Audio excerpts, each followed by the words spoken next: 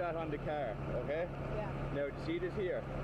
So, ladies and gentlemen, welcome back to round 2 of the Irish Drift Series, live from Bishopscourt, Diff and Drift, brought to you, of course, as always, by Lucky Day Competitions and Red Bull.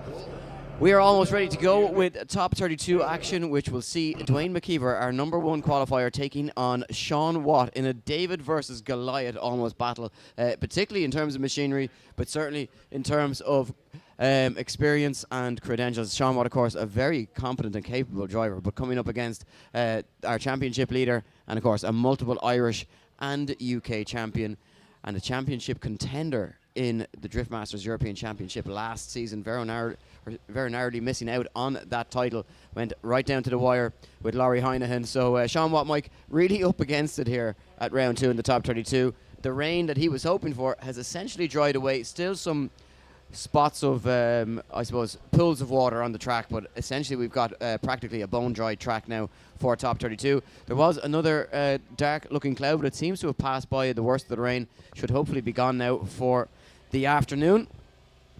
Absolutely, but there are still some patches out there which could catch the drivers out, so it's not a foregone conclusion, but Dwayne McKver is one man who can definitely seem to deal with any kind of conditions which are thrown at him, so it's going to be a tough ask for Shaun Watt. We have several very interesting battles, of course, in the top 32, and as per usual here in IDS, we're pretty much going to blast through that top 32 and whittle that down to the all-important top 16. And Eddie, it is round 2. The championship starts to come together. The first round threw up a few surprises. Some drivers who wanted to be in that championship hunt early on didn't get there, but they really have to step up to the plate right now and cement that challenge from the end of the second round is when the championship, you start to see it kind of work itself out a little bit. That's it. Round 1's always very exciting. The scoreboards are reset to 0. It's a fresh opportunity, a fresh chance for all of our drivers to try and make that early start, get a tight grip on the championship. But we saw it can change very quickly, but it is important that you give yourself the best opportunities in these first 2 rounds in particular to be in contention. And a lot of drivers will bring themselves into contention today, but a lot of drivers will also knock themselves out of contention. Round 2 can tend to be, I suppose, one of the stories we just really haven't got started just yet in terms of a proper championship. All we have is a round 1 winner and essentially a podium. But today we'll tell a lot about where these drivers are and who it is we'll be looking at and talking about for the rest of the season. Because come round 3, we are going to have some firm favourites to take home the 2025 Irish Drift Series Championship title. So who's in contention at the moment? Well, obviously our top 3 from round 1, Dwayne McKver, Ryus, Akiba and Jack Caldwell. Those are the names on the list, on everybody's lips. Those are the drivers that everybody is looking to try and take down. If you can take one of them out of action in the top 32, well, the championship gets blown wide open. It does indeed, Eddie. It does indeed. And that exact situation could happen. We have Jakob Kushek there sneaking in as well in 4th position in qualifying. He really wants to start cementing his challenge as well, and he does have the capability to take this championship as well, so he really has to step up to the plate here, and he is taking on none other than Alan O'Loughlin in a borrowed car. So going to be a very interesting one as always, and looking forward to seeing exactly what happens here. The weather is a bit of a mixed bag as the legend The Unbelievable said many years ago, and it is going to be one of those dramatic kind of afternoons, I think, weather-wise, and it'll throw up certainly some surprises here. So Eddie, I think we're almost ready to rock with our start of our top 32. Yeah, so as we alluded to just momentarily ago, Dwayne McKver will be in that first battle. As always, highest qualifier in the first battle. He will take on Shaun Watt, who scraped in the 32nd position, and weather conditions and maybe grid numbers really working in favour of Shaun Watt. He just doesn't have the machinery, Mike, to... his machinery hasn't really progressed with the times, I suppose, over the last number of years. 5, 10, 15... 10 years ago, Shaun Watt was right in the mix with his trusty E36 M3, but unfortunately just doesn't cut it at this level, and he still comes here to all the events and fights it out as best he can. But for a driver of his capability, he doesn't often get to show just how talented he is behind the wheel when he's up against guys driving 700-800 horsepower monsters. What extra advantage do you want to give Dwayne McKver? Not really much. So not he's really much. Be against one of the best in the business. We can see from the with comments incredible there, machinery as well. The comments on the live stream as well. He's getting some support already, as is of course Ryus, because it's so great to see a Japanese visiting driver over here, and you know, it's always good to see the visiting driver, and he's getting the support that he deserves. So we are almost ready to go, just waiting for those final martial orders before we kick it off with our first battle. Yeah, big shout out as well if they're watching to Ian Waddington and Jacob Gethins there on their work with Drift Masters last weekend. I actually watched it out in the lawn, Eddie. I watched it at home, and it was a super event. All thrills and spills, but I thought they did a great job on the commentary. So good to see Drift Masters getting off the ground as well. Jack Shanahan having a good run as well in the top four. Not a great weekend for James Dean overall, but he did come out fighting with that Mustang, took top place in qualifying. And just again, big shout out to Ian Waddington there, and Jacob doing a fantastic job, I thought, in commentary. Explained everything super well in that one. So we do have Dwayne, and like you said, a huge horsepower deficit. I think Dwayne's car, Eddie, is that car is about 650 horsepower, give or take, and Shaun Watt's car is about 260, 70. I'm just noticing, Mike, they've been sitting on the line for quite a long time there, so I'm wondering, will we need to see tyres be rewarmed? Possibly. Well, you know, the thing is, Eddie, you might think sometimes that this might throw up a bit of a curveball for the lead driver for the higher qualifier, but when it's Dwayne McKver, you never need to worry really. He can handle any situation. It's sickening, to be honest. He's so good.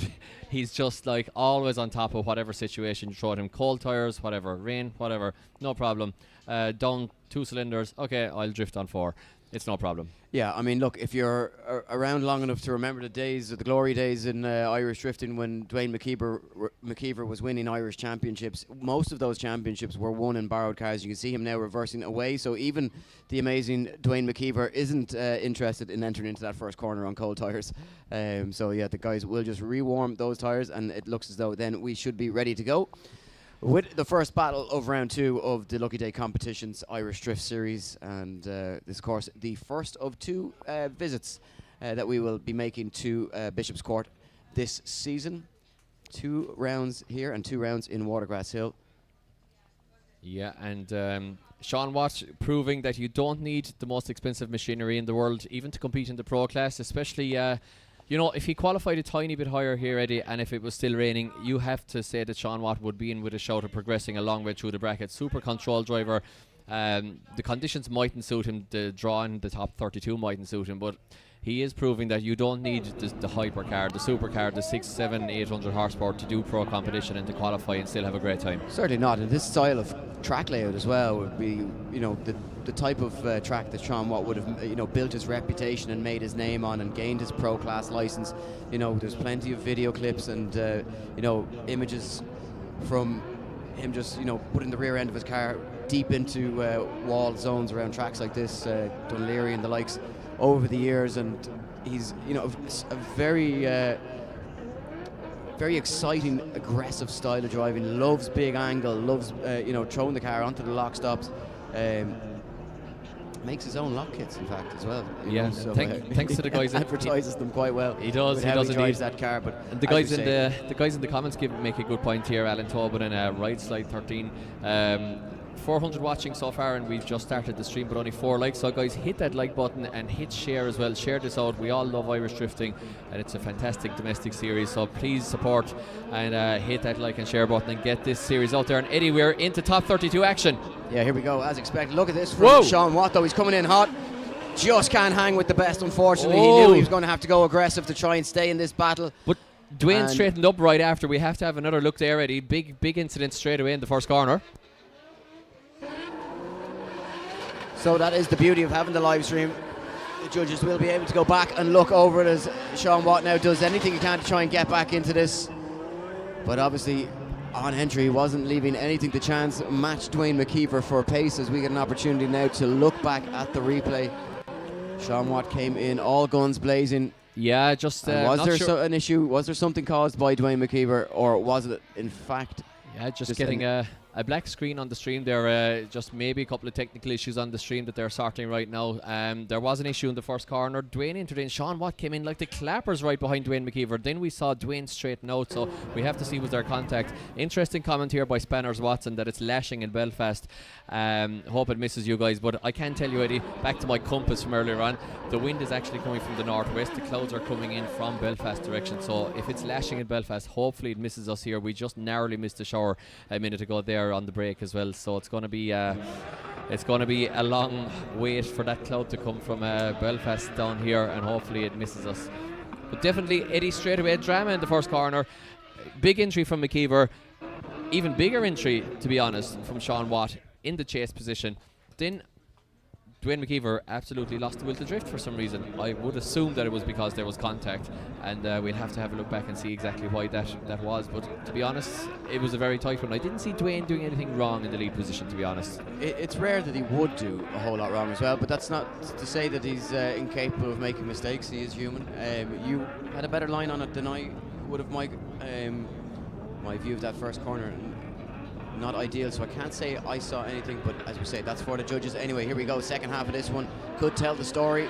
Shaun Watt to lead in McKver. Shaun Watt is coming in fast, and he's on the best line that we've seen him on so far. McKver leaves a little bit of a gap down the straight, but now makes the big dive onto the door of that 4-door E36, made to look like a 3-door. And Shaun Watt, well, we're getting glimpses of just what it is he is capable of, even behind the wheel of a very modest E36, but he spins. Whoa. Oh, and they narrowly avoid having a contact.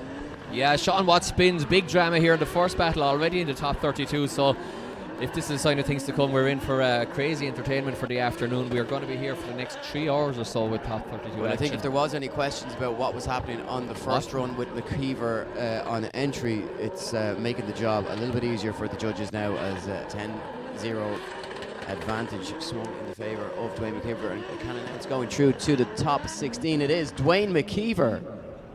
Yeah, Dwayne goes through to the top 16, and apologies there, guys, there was a glitch with the live stream and a little bit of a camera situation there, but it all appears to be okay now. The technical department straight on that one and all sorted, and we are ready to rock for our second battle. As Dwayne McKver, as expected, the highest qualifier, progresses there. Shaun Watt. So here we go, they are off the line. Darra Spencer to take on Darra McElroy. If you like Darra as well, you're in for a treat here, because we've got them, well, 2 of them anyway. So here we go. Oh, but big wash wide from Darra McElroy, who loses ground and opens the door very wide for Darra Spencer to take what could be a very easy route into the top 16, where he would have an opportunity to take down championship leader Dwayne McKver and the man who beat him at round 1.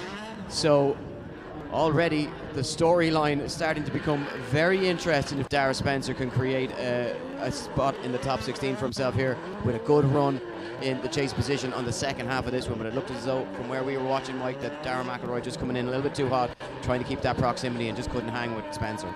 Yeah, exactly, Ed. And the 2 closest match drivers in terms of qualifying, 16th place, 17th, and once again the advantage being the higher qualifier gets the lead first and knows exactly how hard to push in the second one. That has been shown very, very well here. Now Darra Spencer, the very, very slightly higher qualifier in 16th position, knows now that he can just hang back, do a nice safe chase, doesn't have to chance anything too crazy, and he should take the win home.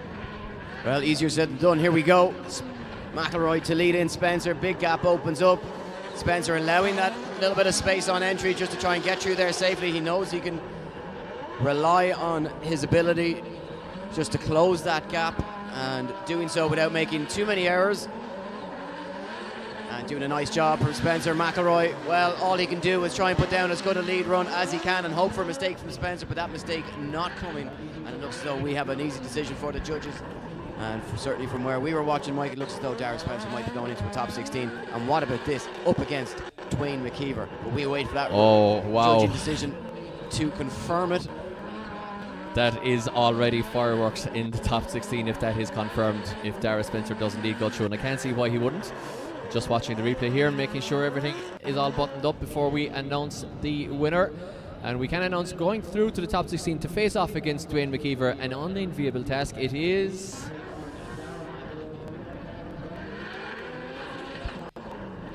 the judges actually still looking at this one. It is what it is, because just double checking on the entry here. They're making sure that there was nothing funny from the lead I driver. think that's pretty standard, Mike. They're going to have to just look back over that, just make sure there was nothing that they missed. Yeah, and it is confirmed. Yeah, and there you go. Darra Spencer moves on to the top 16, Mike. And you know what? You'd say, isn't that a bit of bad luck that he's going up against McKver in the top 16? Round 2, McKever's leading the championship. That's the best place to try and get rid of him. That is the best place to try and get rid of him. That is, that's nice and early in the bracket. If you're going to stop him in the top 16. Stop him getting those championship points. So we moved along to Ben Rogers. I had a quick word with him. I said, keep doing what you're doing. No one's going to take you out except Dwayne or maybe Darra Spencer. Funnily enough, he's very near them on the bracket with his Chris Callahan, the rally driver, coming in hot here behind Ben Rogers. Look at this from Callahan. Oh, and wow, what happened there? Yeah, they just contact. Looked like front wheel contact on the rear end of Ben Rogers' car. From where I was standing now, Mike, it did happen very quickly. So interesting. We did notice with Callahan's driving in practice this morning, he was going very aggressive. And you can just see, we watch that replay once more. Yeah, Callahan sneaking in there in qualifying just in the wet conditions. First car out after the wet conditions. Couple of mistakes on his run, but enough to get a score. I don't know. Was there contact, Mike? Well, let's see here, Eddie. They were certainly close, but I'm actually looking back on it now thinking maybe there wasn't. Yeah, we have the monitor up here, which I can actually move because we don't really need it, to be honest, anymore. But it is obscuring our view for one section of the track, exactly where that happened. And we watched the live stream. But you know what? Let's move the monitor, and I will be able to see it with my naked eyes. So drivers just taking a quick look over their cars, making sure everything is all square and pointing in the right direction before they attempt the second half of this one.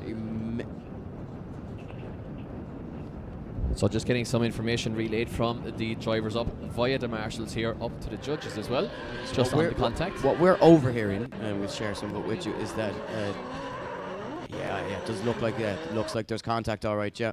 So yeah, just see the drone footage, fantastic here. About there, just here on the rear quarter of Ben Rogers' car, Chris O'Callahan just unsettles it now.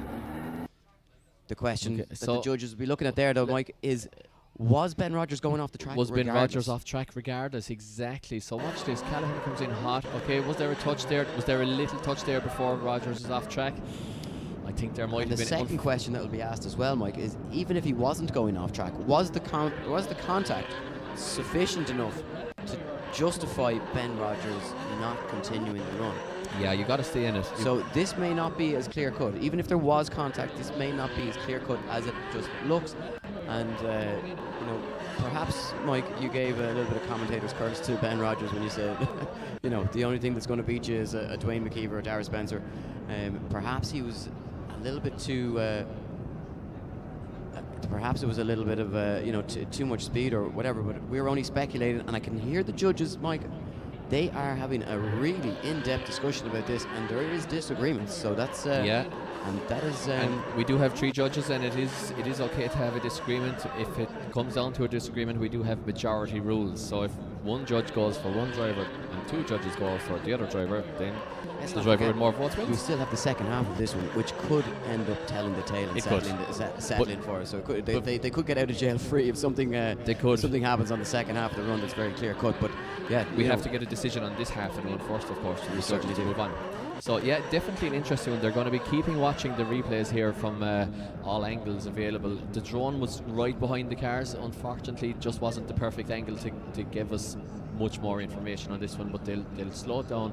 They'll watch the replays on their own screens there. The 3 judges are mic'd up to each other and each other only, and can speak to the production staff, so they have the option of watching the replay over and over again until they are happy with their call. So once again, guys, IDS is brought to you by Red Bull, Lucky Day Competitions, ECU Master, GMD Tyre and Service Centre, Yugen Factory, TS Drift Days and DriftMagazine.eu in conjunction with Strong Wheels, Turn Distribution, Nisuba, Group D, CDM Sport and Shift AM, our media partner this year. And once again, as we mentioned yesterday, if you want to check out behind the scenes here in IDS, Shift AM have put out a half-hour long episode if you want to deep dive into the inner workings of the championship here. It's a good show. We're just filming little bits of it here ready as we go on this weekend, and of course the show will evolve. Give that a look and a like and share if you are had nothing later on and fancy something, a little bit of viewing with the dinner later on, maybe Sunday roast, that is a good one. A good so shout. there you are. If you're watching at home, quick look at the bracket. What's to come later on? So obviously we just saw the first half of that Ben Rogers, Chris O'Callaghan. One more look at it here. Is Ben Rogers going off track there, Mike? That's the question the judges are going to be asking themselves. That's the conversation they're having down there. Looks as though we're going to move on to our next battle. We'll let you know if there was a 5-minute rule granted, or sorry, if there was a competition timeout granted to one of the drivers, either Ben Rogers or Chris O'Callaghan, but we're moving on. It's going to be a big one. Dean Byrne, who's in his second year of pro, taking on Luke Thally, the Pro 2 driver, qualifying in from yesterday's competition. He took top step in yesterday's Pro 2 competition. He's on the he's on semi-slicks today, and he's going up against one of the fastest drivers on the grid. Well, I have information, Eddie, sorry to put across to you, but just on the last battle there, Ben Rogers is being allowed a 10-minute competition timeout to fix his car and look over his car because the contact has been ruled as the fault of Christopher O'Callaghan. So Ben Rogers deemed not at fault for that contact in the last battle. Okay, so Ben Rogers not at fault for the contact, but I wonder, will it be deemed that he was going off regardless? So this could be interesting, but we'll keep you guys noted on that, and the judges may choose to discuss that one later on for us. Dean Byrne now to lead in Luke Thally. Two drivers, two excellent line drivers. And so far, Luke Thally, but he got a big straight, and just I was about to say, proving to be an even match here for Dean Byrne, but that extra little bit of grip from those semi-slick Westlake tyres, just maybe catching out Luke in the chase position. But he stays in this with Mike. He's keeping the proximity and he's keeping the pressure on as he throws on a little bit too much angle, scrubs too much speed, and gets caught just at the end of that run. So a couple of mistakes there from Luke, but a steady lead run there from Dean Byrne. Did come in and out of that zone though, not perfect. Did that put Luke Thally off?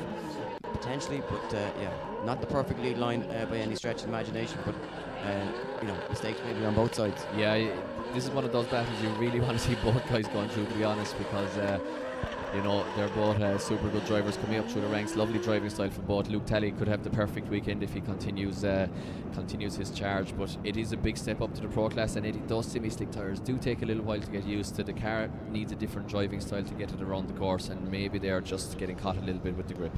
Yeah, a completely different challenge as well between being in the lead line and being in the chase line with those tyres as well. But here we go, Luke has the open air in front of him. What can he do now? In the lead position. Not the perfect line from the lead driver, causing mistakes from the chase driver, making things difficult as, Dean Byrne has a little bit of a straighten himself. And again, just so tight and technical around those bottom end of the course and making it difficult for the drivers as Dean Byrne now makes the big dive onto the rear of the GT86 of Luke Thally. Yeah, I want to see that one again, Eddie. Good and bad from both drivers in that. Let's just see it here around zone 2. Did Thally slow down a lot before Byrne made the dive? I don't know, did he slow that much? It looks like he does have a little bit of a slow, Mike, you're right, but it's a question of how much. It would be a full throttle zone though. It would be a full throttle zone, so we have two deceleration zones. One is here and the other one is into clip 3, but Thally was going off track there. I think he might have gone onto the marbles, off track, lost grip. From that angle as well, you can see he goes very deep into the zone and then out of the zone, which is typical of a driver that's offline and out of position. That's the wrong graphic comes up on screen with Jakob Kushek's very worrying sinister face there. Yeah, so that's what's to come, but we need a result on this battle first. So who is going through to the top 16? Will it be Luke Thally or will it be Dean Byrne? And I can announce going through to the top 16. Give it up for Dean Byrne. Dean Byrne moving on to the top 16. The dream weekend for Luke Thally unfortunately ends there at top 32, but what a weekend it was for him. Your Pro 2 winner yesterday. And Dean Byrne, well, he marches on into the top 16 as we move back to the start line for our next battle, which will be Jakob Kushek to take on Alan O'Loughlin in that borrowed car. Yeah, absolutely. So Jakob Kushek looking to continue his march through the ranks of IDC, but Alan O'Loughlin almost won this championship a couple of years ago and is a very capable driver, but has a slight straighten there, possibly even understeer moment in the chase position behind Jakob. Now Jakob uses that to his advantage to open up a gap here as the borrowed car of Alan O'Loughlin doesn't seem to be able to hold with the pace here of the S14.9 of Jakob Kushek, which is actually an S14, not an S15, even though it looks very much like it. the tail is in the quarter panel windows, Eddie. But definitely a couple of mistakes there from O'Loughlin in the chase. Looked like a pretty good lead from Kuba. I think Alan just got caught out a little bit on the first corner and then didn't have the proximity for the rest of the run, and it was just a case of the chase driver bleeding off points there as the run went on. If you watch Kuba's lead run here, it's pretty much spot on qualifying run. Yeah, you got to call it a really strong 7-3 to the lead driver there, Eddie, if not more even.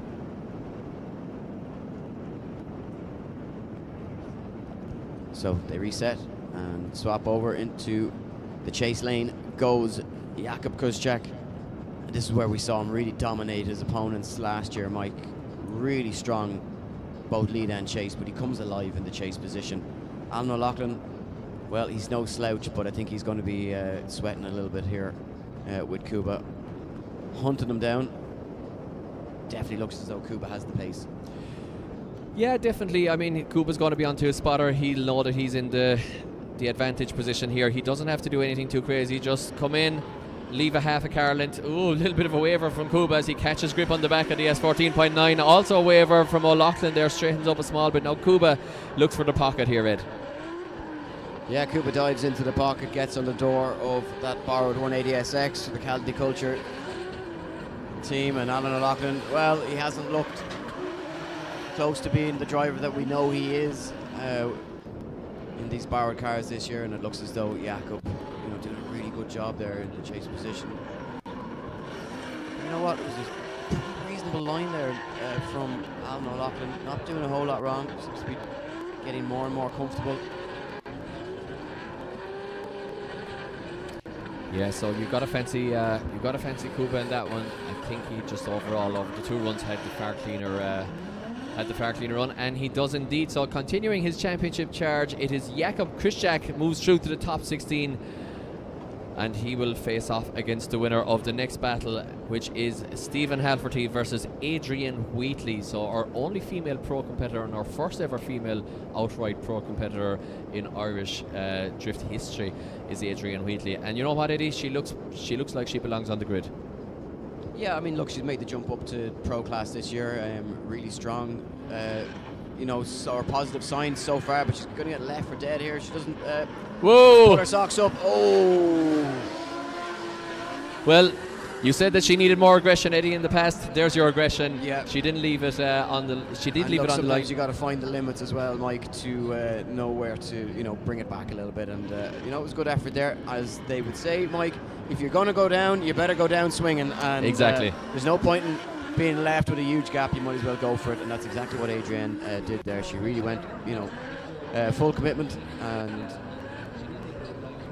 maybe just a little bit caught on the start line, Mike, and she heads back there now with knowing that she has it all to do here, and it's an uphill task, trying to find a mistake from Halvery when he's in the chase position. With an advantage of that gap, I don't think it's likely to happen. But anything can and does happen. Well, he's a very cool driver. He's very calculated in his driving, so I don't think he's going to throw away such a big advantage, but you never know in drifting. But guys, we're going to be ramping up the excitement here as we whittle down the battle brackets. Top 32 can be a little bit sketchy sometimes, especially in these conditions, because there are, as you can see there from if you're here on the track, you can see it. If you're watching live stream, you can see it. There are still a lot of half wet, half dry patches as we get a couple of spits of rain on the window here again. So hopefully the conditions will be a little bit more uniform. That's that Belfast rain you were talking about, Mike. That could be the Belfast rain from the southwest, which is up that way, Eddie, because I know these things, because I just know my stuff. So yeah, the live stream guys tell us that it was absolutely lashing in Belfast. Maybe it's after making its way down to us at this stage, and there is some rain falling. But you know what, Adrian Wheatley, she might like to see this. She might be like, here, this is my chance. Halvery might be under pressure here now in the chase position. He might have a mistake in him with the changing conditions. Yeah, the only thing here, Mike, is this would be better again for Adrian if she was in the chase position with the track conditions changing. She could hold back a little bit and hope that Halvery goes too hot into the first corner and spins or washes wide. She's the one that really has to test the conditions ahead of Halvery, but as you say, it is changing conditions, so if she can put in a strong lead run, you never know. Halvery might have that mistake in him in the changing conditions, but it certainly opens the door for a mistake.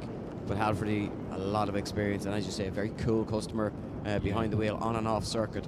Absolutely. Not one to be overly phased. So here we go. We're about to find out what is going to happen and who's going to go through to the top 16. Adrian Wheatley, her first ever top 32 battle in the pro competition. And a really solid lead line so far. Good line here for Halvery to chase. And those drops of rain not causing any problems so far. And that is a really tidy lead line from Adrian Wheatley. And look at that, Halvery gets caught up. Was it enough though to overturn what happened on the first run? I don't think so, Mike. Yeah, not a great actually not a great chase there from Halvery, but overall, like you said, Eddie, it's not going to be enough to overturn the mistake of the first one, and I think he's going to be safe enough seeing himself in top 16 action against the one and only Jakob Kushek. So we will just confirm this one as the graphic comes up on our screen. And it is Stephen Halvery go through to the top 16 to face off against Cuba, which moves us along to one. Moves us back. Oh, back, in fact. It moves us back, Eddie, not along. Back and forth. Back Mike. once again. 2 steps forward, 1 step back. Back to Ben Rogers and Christopher O'Callahan. So, let's run it back. The first half of this battle, there was contact through the first corner. Rogers goes off track. The judges deemed O'Callahan responsible for that contact. And here we go, second half of this one. Will it be a cleaner battle this time around? Oh, understeer from Rogers. Big understeer from Rogers, and almost 4 wheels off track, which is actually an automatic 0. 1 wheel off track deduction, 2 wheels bigger, 3 wheels massive deduction, 4 wheels off is a 0. So we'll have to have a look at this one back. But it might not be enough to overturn the big deficit from the first one here, Eddie. Rogers almost throwing it away there multiple times, but is it enough? Because Callahan will be deemed at fault for the first one, the first battle. So it's a tight one, Eddie. We'll have to see. Did he put 4 wheels off? I don't think so, but let's have a look. I don't think it was 4, but it was certainly, it could have been 3. But was O'Callahan leading them off is the other thing. The leading chase, chemistry, Eddie.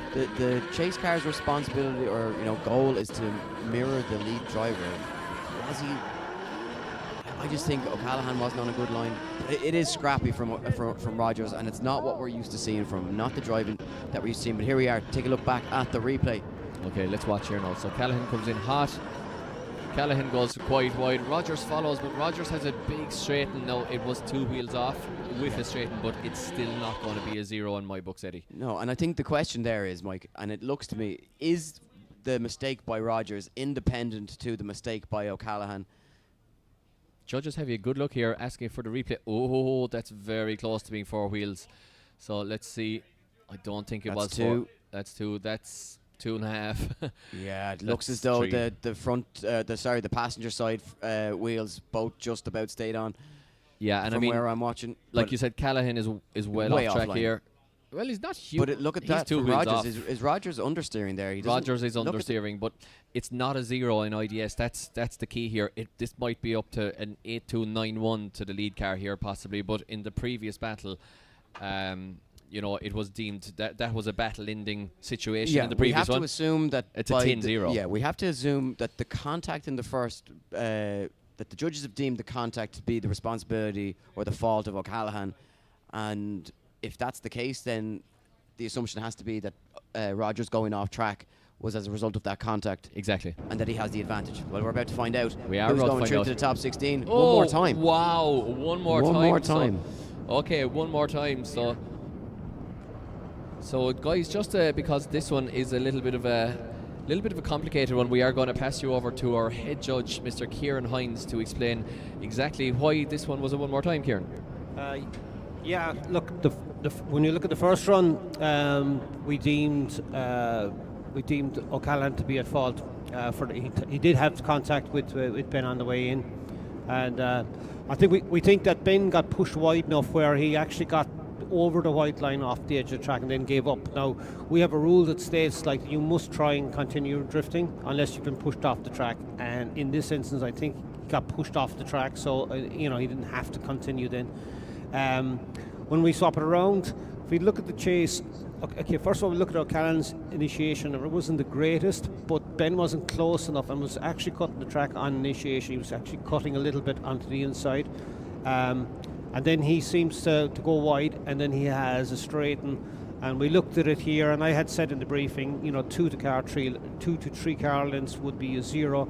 This was definitely 2 car lengths at least, and a little bit more, but we were trying to determine from what point was he straight. But as well as that, he was also practically 4 wheels off. We couldn't see the far off wheel, but we think it might have been on the white line, but it's so marginal. I think the best thing to do here is just to go one more time. They both had a 0. Let's send them again. So we get to see them again, Eddie. Absolutely, well explained there from Kieran Hines, and we do get to see them again, and the drama from that one we might get to relive all over again, who knows. But Ben Rogers and Christopher Callahan going to go again, but we move it along, Eddie, to Harry Kerr and Adam Kelly. There's going to be fireworks on this one. Yeah, certainly will, as always with Harry Kerr, but Adam Kelly's got to keep himself into this one, and right now he's beating himself here, Mike, because he's all over the place, just not getting the line right in the chase position, and Harry Kerr doing a really good job to give him the perfect line to chase. Now he starts to bring himself into it as Harry Kerr throws it. Whoa! Oh, and yeah, big dive there from Adam Kelly, and too little too late perhaps, Mike. Yeah, massive dive there from Kelly. All the aggression around the last clip, but might be too little too late, as you said, Eddie. So watch Harry Kerr here. All right line now. Kelly then just catches a lack of grip on the rear, I would say, and over rotates almost. Gets back in it, but he's on that inside line. Now Harry Kerr is doing everything pretty much okay here in the lead position. Watch this dive from Kelly. There's contact. Hits him an LGA type shoulder there and crosses the line. So yeah, big advantage there to Harry Kerr in the lead position. The higher qualifier as well, 5th place, plays 28th. So the system working there, I would say. And the system works, Mike. The system works. So here we go, second half of this one. And as we say, we switch them around. Adam Kelly, well, he's got it all to do here because he's got those mistakes. The line just, again, it's not perfect, Mike. He needs to be deeper, but Harry Kerr, he'll follow anything. And right now, he's following a not so perfect line from Adam Kelly, but he's doing a good job. A little bit of a gap opens up, but just to look how far offline Adam Kelly is, and maybe just feeling the pressure here. And yeah, so difficult, Mike, for these drivers making the jump up to the pro class. You're coming up against one of the best in the business like Harry Kerr. You're going to be feeling the pressure, and Adam Kelly doing everything he can to try and get that car around, but he'd be feeling the nerves behind the wheel there and maybe just succumbing to that a little bit. Yeah, definitely. And so guys, as well, if you're liking what you're seeing on track, be sure to follow your favourite drivers on social media. They often post up behind the scenes stuff and their builds and all that kind of stuff, so catch them, as well as the IDS series, of course, on Instagram, TikTok, Facebook, Bebo, yeah, Bebo, everything, yeah. So be sure to catch IDS there on all the social medias, all the modern social medias like Bebo.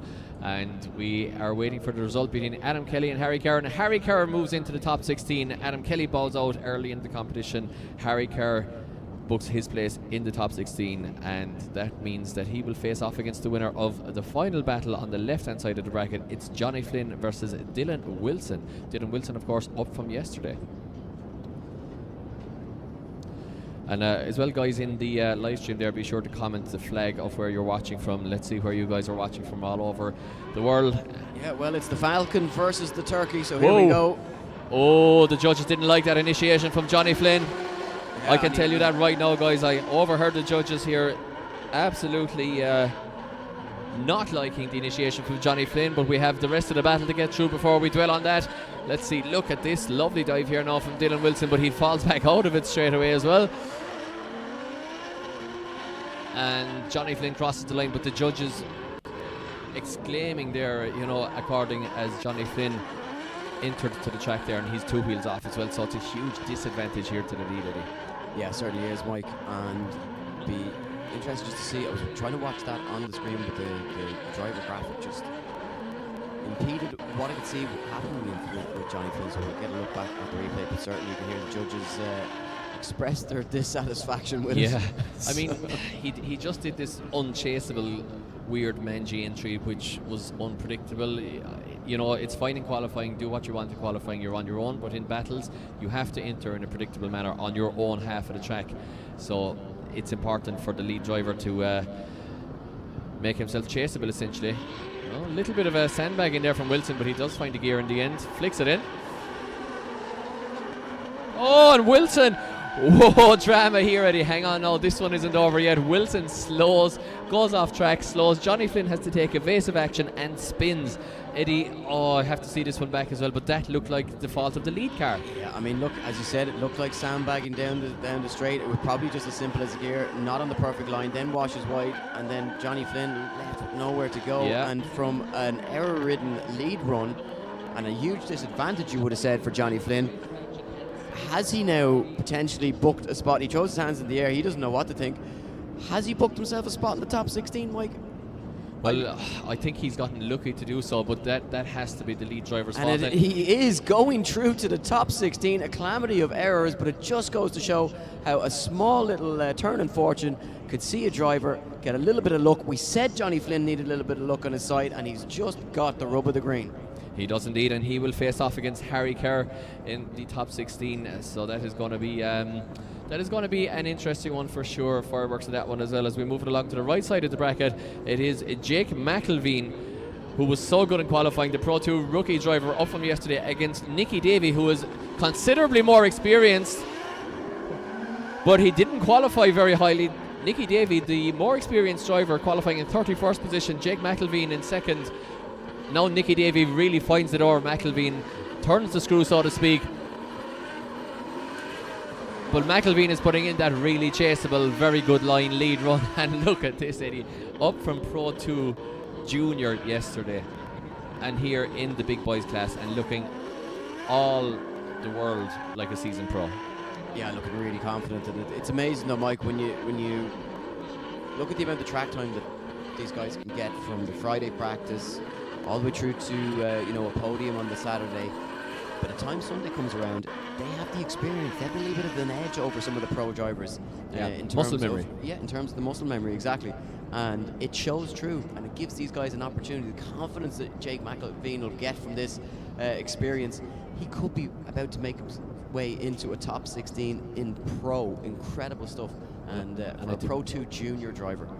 I think he's at an advantage after that one as well, Eddie, I'll be honest. I know Nikki Davyy did find the door there around zone 2, but he was very much in the inside of the track, and I don't think the judges are going to look favourably on that by cutting the track. So we got to do it again as they enter into the first corner. Absolutely flying, but there's contact there. Mlvine makes contact with Davyy once again. This first corner throwing up the drama here at IDS round 2 in Bishopscourt. We'll have to have a look back again to that one, Eddie, see exactly what happened, but I'm not sure whose fault that's going to be.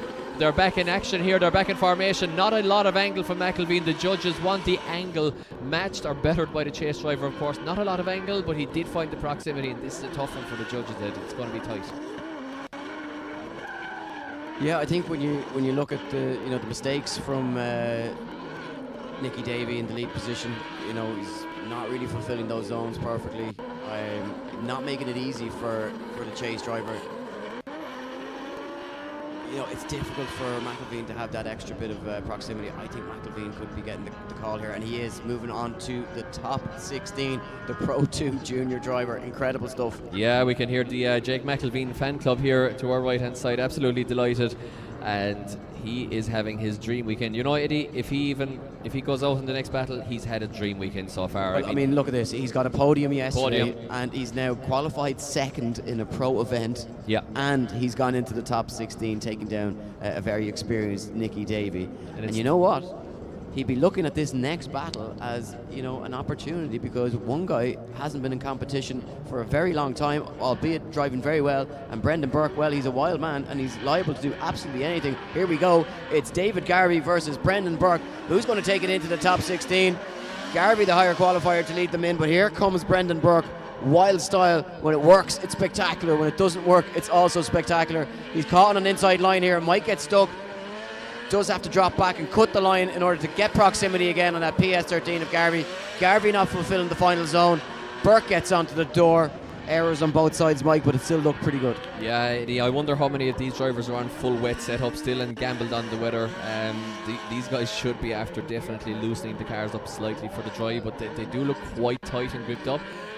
Battle of the S13s here. David Garvey's car once again just built, just ready to rock from where I work in Group D, and you know, he's doing very well for a guy in a new car. It is a Sylvia though. It's pretty easy to set these things up these days, and the car coming out of the box fighting. Brendan Burke not with the perfect chase, cutting the track there as you mentioned during the run, Eddie, and I think it might not a perfect lead from Garvey, but not a bad one either. Might be slight advantage to the lead in the last one, so it is all to play for still. Yeah, certainly all to play for as we go into the second half of this one. Garvey on the inside of the track though, not the perfect contact lead line from Brendan Burke, leaving Garvey with no real room to manoeuvre, so you'd say huge error on the side of the lead driver as Brendan Burke now struggles to fill the outer zone 2 as well. Garvey now bringing the fight, makes a big dive onto the door. It's PS13 versus PS13. You know, again, Mike, looked good, but in terms of judging it, in terms of the line that the judges are looking for, really messy. Yeah, very messy. We have to see what happened here. Burke's like nowhere to go. Yeah, Burke cut off the line. We see this all the time in F1, unfortunately, these days. You can't race in F1 anymore. If you take somebody's line, you're at fault here. But it looked like Burke just cut across Garvey there and left him nowhere to go, as you said. And so the judges thought so as well. So David Garvey moves on to the top 16, and he will take on Jake Mlvine in the top 16. And Brendan Burke bows out of competition. Dave Garvey with a brand new car out of the box, delighted to make his first pro top 16 in quite a while, back into competition after many years out. So we move it along to an interesting one here. It is our visiting This Japanese. is actually a very interesting one, Mike, because Ryus Akiba is a man on form, and you know, on paper you'd say he's going to beat David Curtis. David Curtis is like a hot and cold switch. You can just turn him on and turn him off. If he manages to turn himself on here, he has what it takes to beat Ryus Akiba and maybe even surprise him and surprise everybody else as well. Yeah, it's in SR20 equal measures, versus. He could be wiped here. He could exactly. David Curtis gets out of different sides of the bed in the morning, as you said, and if he gets out on the right side of the bed, he's very tough to beat. If he gets out on the wrong side of the bed, it doesn't go so well for him. It's 4-cylinder versus 6-cylinder here. It's double Sylvia. And let's see what happens here as Ryus leads us in. Beautiful initiation once again from the Japanese driver. Curtis with a slightly late transition there, catches himself out big time now, Eddie. Curtis is in big trouble here. Yeah, big trouble, because that's some big mistakes there, Mike. He's been offline, he's bogged down, he's getting himself back into it. But look at the line from Ryus Akiba. Absolutely nails the course. Perfect lead line from the Japanese driver. He gets himself across the line, and you'd have to say, Mike, a huge advantage to him going into the second half, as well, we spoke about Curtis. In equal measures, he could take down any driver on the grid. An incredible driver on his day, but it kind of just does depend on what side of the bed he gets out of, and it looks as though he got out on the wrong side today. Yeah, let's see you guys in the live chat drop in some Japanese flags there for Ryus. Show him some support. He's coming over and back from Japan. Obviously did Drift Masters last year with the Drift Games guys. He's over here in Ireland to take part in IDS in our domestic competition, and you know what? He's looking great, Eddie. He's looking like a guy who could take this championship. What a story that would be for a Japanese driver to win the Irish championship. Well, it really would be incredible. I mean, we've had international drivers take the top step on the podium. The streak is long gone, but no international driver has ever taken a full championship season, and Ryus having that opportunity and sitting in a perfect position for it. He's just got to come through unscathed here, control the aggression. Certainly looked as though the advantage was in his favour as he looks to turn the screw here now, dives onto the door and gets across the line. You got to say, pretty straightforward there. It looks as though Ryus Akiba will be moving on to his second top 16 of the 2025 season. Yeah, as we mentioned in qualifying as well, Ryus not going to do this round actually originally, but he had such a good finish in the first. And we can announce that Ryus Akiba does indeed get the win, moves on to the top 16. He wasn't going to do this competition, just was going to do 3 rounds this year. The guys from Paul Stryker and the guys from Paul's Parts there and all his crew got together, made it happen, and he's here at round 2, and he's after advancing to the top 16, where he will take on the winner of the next one. It is going to be Fionn Roach versus Jack Caldwell in the next battle. Unless we go back to the Ben Rogers Christopher O'Callaghan one, don't forget that one, guys. That is a one more time. Judges couldn't separate the mistakes on both sides, so we still have that one more time from the left hand side of the battle bracket. Yeah, and it looks as though those two drivers are ready and waiting for that second battle, but if the graphic on the screen is anything to go by, we will be going straight into the Fionn Roach Jack Caldwell battle, and we're just waiting to see who's going to move forward. Well, we can see the recovery truck moving out of the way, so I think Jack Caldwell moves into the burnout box, so he's going to start warming his tyres. And it will be Caldwell versus Fionn Roach. You were speaking with Jack there, Eddie. I noticed at half-time. Jack didn't do his second qualifier. Was there an issue with the car? Yeah, so the team's saying that the clutch problems, but they got it swapped out. New clutch gone into the car. They couldn't run the clutch as it was for the second run of qualifying.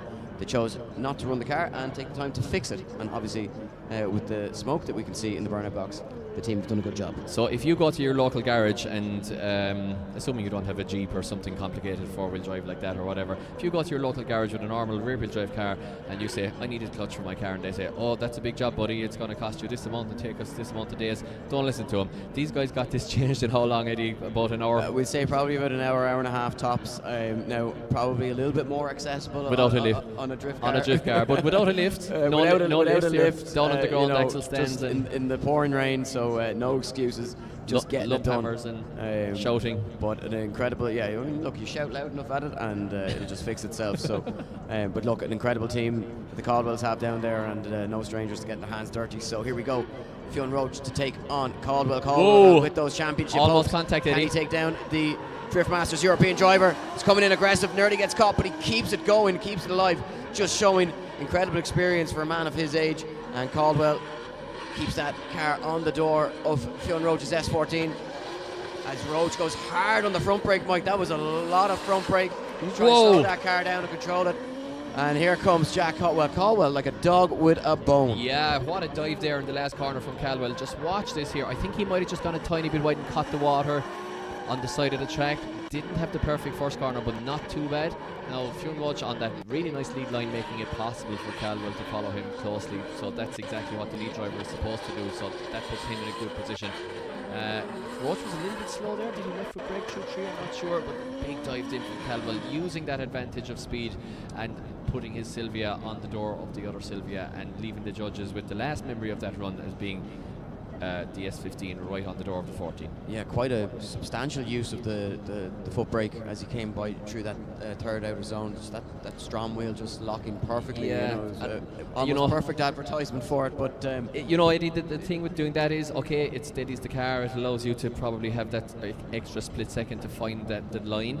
But when you're leading, do you really want to be doing that, slowing yourself up? Can you not just full throttle through that section and just deal with it? That the judges will look at negatively from the lead driver's point of view. And it also gives the guy chasing you, just gives him that extra couple of yards to find on your door, so it didn't work out that time for Fionn Roach, I don't think. And Fionn Roach does slide into formation. We get the marshal's orders. They are ready to go. The second half of this one, it looks like a false start. Possibly a false start there, yeah. So Caldwell maybe not ready. Of course, don't mention the war, speaking of war while we're on a World War II airfield, but Drift Masters last weekend on start lines and all that kind of thing. Of course, a completely different rule set.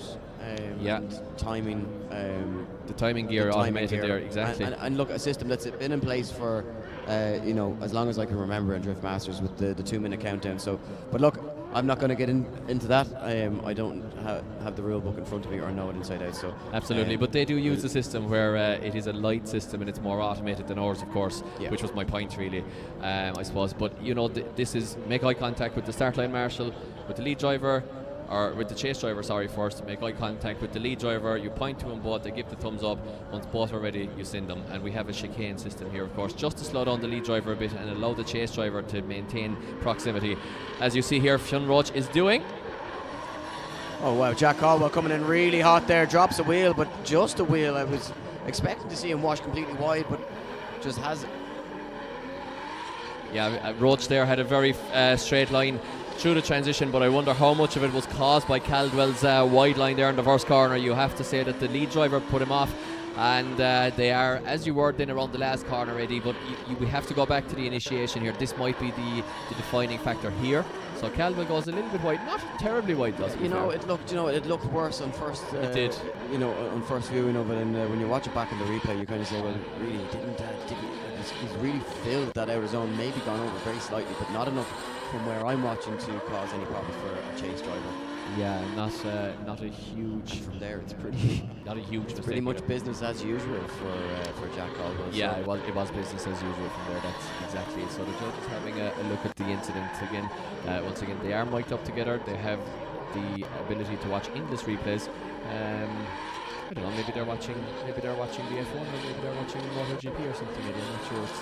It's quite the weekend for motorsport. Yeah, no spoilers, please, Mike. No spoilers. And the Isle of Man TT is starting tomorrow as well. So a fantastic week for motorsport here we have at IDS, and judges are still in deliberation. I can hear Kieran Hines speaking about the first run in my ear here.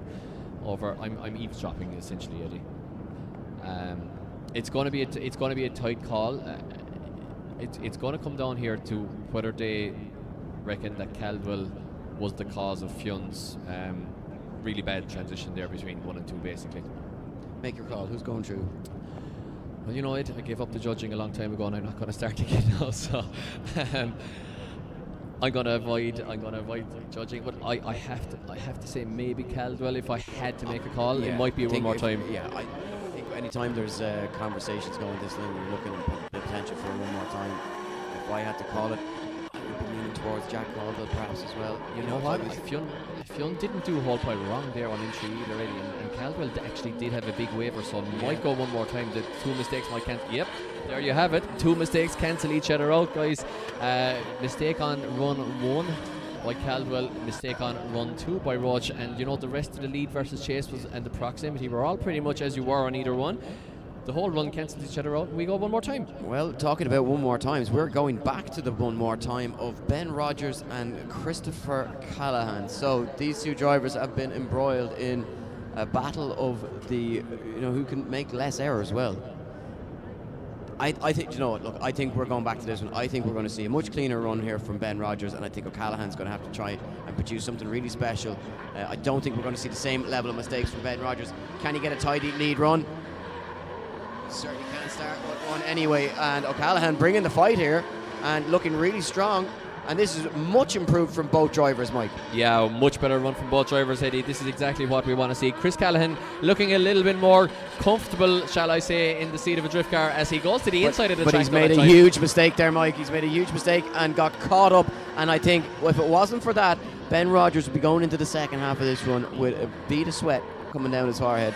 But as it stands there now, I think that's a sizable enough mistake. The spotters will be on the radio to him. They'll be letting him know that. And I think that has opened the door here for Ben Rogers to put in a safe, relatively safe, error-free chase run. I think he just got caught in the tyre smoke a little bit, Eddie. Yeah. That's a slow section of track with a lot of wheel speed, pumps up a lot of smoke, and I think maybe Chris Callahan just maybe not used to being in a drift car in the chase position in competition. Still, in a rally car, obviously you have clear windscreen in front of you, so a very accomplished rally driver is Chris Callahan, and made his way straight into the pro class on the back of his rally success, basically. The cross discipline, of course, time attack and hill climbs allowing pro licensed drifters straight in as well, and we have to swap them over. It's not over yet though. Yeah, the second half of the one more time battle that we'll see O'Callahan now in the lead position. You got to think he's got a mistake on the chase run, otherwise it was a very strong chase run overall, but he's got to put in a tidy lead run here. No room for errors here. Yeah, Rogers initiates very early there. Is it going to hurt him? It doesn't. He just doesn't quite have the proximity after that early initiation. Now he has to look for the door here, and it's overall, there Rogers is. He's bang on line. He's finding the proximity. If you notice, Callahan doesn't quite have the same smoke that Rogers did. No, Callahan actually opens out a big gap here in Rogers. Yeah, he opens the gap, Mike, but he's completely offline as he exits 2 coming into 3, completely misses outside zone 3. Just see where it brings him then on the track, makes the transition back to the final zone very difficult. And Ben Rogers, I think over the 2 runs, making the less mistakes. Don't be surprised to see him going through to the top 16. Yeah, let's just watch Callahan's line here again, as you mentioned it. Yeah, so just too late on that transition. He misses out of zone 3. That's exactly. I actually missed it completely. I was looking at the proximity there, so you're completely right. He cut the track. Harder to see that on the. We have a perfect line through the window, but very hard to see it on the live stream. And going through to the top 16. Give it up for Ben Rogers. So Christopher O'Callahan continues his learning season here in drifting, and I'm sure he's having fun. But Ben Rogers, they are by far the more consistent driver across both runs, and he books his place in the top 16 against Dean Byrne. So we go back to the right hand side of the bracket, and we have to go to this battle with Owen Magnar versus Daryl Barnett. Yeah, big one here for Owen Magnar, coming up against a lot of experience here in Daryl Barnett. Certainly form would tell you that Owen Magnar will be going through, but Owen Magnar completely misses outside zone 1 here and opens the door for Barnett to try and apply some pressure and get himself 1 foot into the top 16 if he can be error free for the remainder of the run here. Just not what we'd expect from Owen Magnar there on entry. A very rare driver error that we would see from him. And as you can see here, Mike just gets that initiation wrong. Yeah. Misses that full outer zone. It's hard to see in the live stream as well, but if you look at the back of Magnar's car there, it looks to be quite softly set up. A lot of these faster Sylvias are using 4 kg springs in the back, and it looks like the back of the car is moving around a lot. Mightn't have worked in his favour there. He might be still on a slightly wet setup or something, I'm not sure, but he went a little bit on the inside. Now Barnett in around the last corner really finds the door of the Sylvia, so I think it's not going to be a huge advantage in either direction, but if I know anything, I know that Owen Magnar is absolutely nuts in the chase position. Yeah, here's one of those situations now where Daryl Barnett has a real opportunity to take down a really competent driver and go into the top 16. However, is he capable? We know he is, but he needs to put in, a 90-plus lead point lead run here, just to cement it and hope for an error or two. The lead run from Magnar wasn't perfect. Barnett's needs to be. And it's pretty good so far. As he starts to open a bit of ground on Magnar, and Magnar maybe just feeling a little bit of nerves here. Yeah, just got Barnett caught in the transition really there. Got caught in the transition there, Magnar. He really has to find the proximity here. He has to find the grip in the Sylvia to find the door, the BMW. He starts to find it now. Is it too little too late for Owen Magnar? The much higher qualifier in 3rd position here. Yeah, well, you know what? I think it may just be too little too late, because Daryl Barnett found just one of those runs that we don't often see the consistency from him, but we know that he's capable of what he just did, which is a high 80s lead run, really strong effort from him. Very few errors is that can really kind of pull at. And I don't know, when you go back to the first run, yeah, here we go, getting a second chance to look at it here. Just didn't fill that zone, and that's you don't want to call it a huge mistake, but it is a huge mistake at this level, Mike. It is indeed, yeah, it is indeed. Again, tight run, tough one for the judges, as top 32 often is. You have to separate some mistakes out. Magnar there, again, a man capable of winning an event, but also still has a mistake or two in him by the looks of this run. So let's see how the judges make it that one. But we are seeing the Japanese flags in the chat there, lots of them. Thank you guys for Ryus, and we're seeing decision is in and going through to the top 16. Give it up for Daryl Barnett. Daryl Barnett moving on and taking down Owen Magnar, and how unfortunate after qualifying in 3rd position.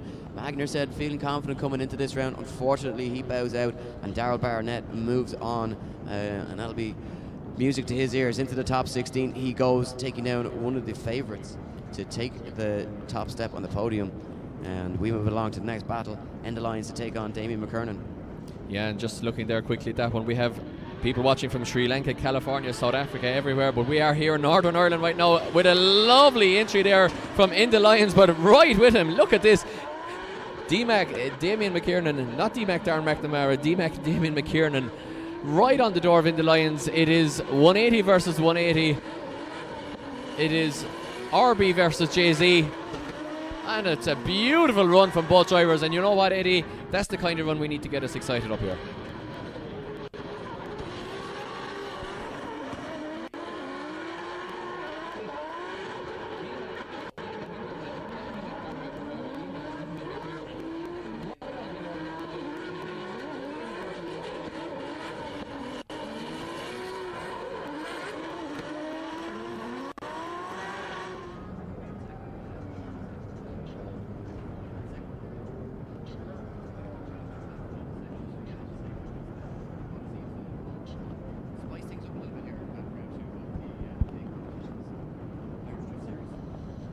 Absolutely, Ed. So let's see how they go in the second run, and thank you guys for staying in the chat, and of course hope you all are enjoying the sudden sunshine here up in Bishopscourt, and you're being treated to some of the craziest drift action here, and we are ready to rock for the second half of this battle. So McKernan to lead them in this time around, and he washes deep. And mistakes there on both sides is not the ideal line there from Enda Lions, but they get back into it now, and second half of this run to come as McKernan just hits the smoke button on that 180SX as Enda Lions now makes the big dive onto the door. They go across the line, not as tidy this time around from either of the drivers, Mike, and some errors creeping in. How the judges are going to look at that and weigh the fault is going to be, well, we're going to see who they determine to be at fault for those errors, and who's going to be going through to the top 16. Yeah, definitely. Let's see. And Two quite evenly matched drivers within the Kernan. No, it's going to be Enda. Lines moves on to the top 16. in the lines moves through to the top 16. Damien McKiernan, always entertaining, bows out in the top 32. And once again, guys, we're going to be ramping up the excitement quite a lot from the top 16 onwards. And it is, of course, going to get harder and faster in that top 16 because all drivers have won a battle at that stage coming hot. Now this is an interesting one. It's Jack Mrwini in a car that I'm told has a 20 valve engine. I'm not sure if that is absolutely correct, but it's definitely either a 20 valve at Beams or an F20 Honda engine. So listen to this naturally aspirated 4-cylinder borrowed car. It's got about 170 or 80 horsepower versus Shaun Owen Curry in the little GT86, the spiritual successor of the AE86. Right behind it here, a huge deficit in horsepower to the GT86, but look at this from a perfect line from Mrwini and Shaun Owen Curry. Can he tame the GT86 behind him? Oh, contact from both drivers. Shaun Owen Curry's in trouble here, Eddie.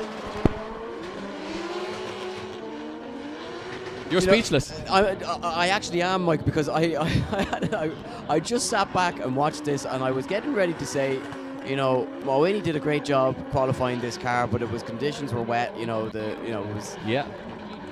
I'm actually lost for words. You just took that one in, Eddie. I was watching you. Yeah. That is an incredible lead line in a car that's as underpowered as that.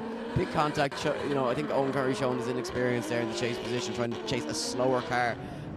But I mean, as far as Mrwini's concerned, I mean, he could take this car to the podium. Yeah, I think this is Ian Hamilton's car from yesterday, and I don't know exactly what Mrwini is doing in this car to make it work like this, but he's doing something right anyway, and this is beautiful. This is what we want to see drifting. It's David versus Goliath in terms of machinery, but very much not so in the driving sense. Both evenly matched drivers. But watch now, is the big power GT86 going to pull away here? He has a huge horsepower advantage.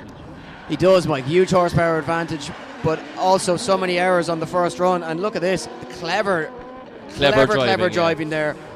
Sacrificed some line there to make a big dive onto the door from Mrwini. He knew it was going to get tighter and easier for him to stay with the faster car through those more technical sections, and cutting the course, but he gets that proximity. And I don't know, Mike, I mean, when you go lead versus lead, chase versus chase, as Jack Mrwini there bops his gen speed across the line, and 20 valve engine I'm told in that car.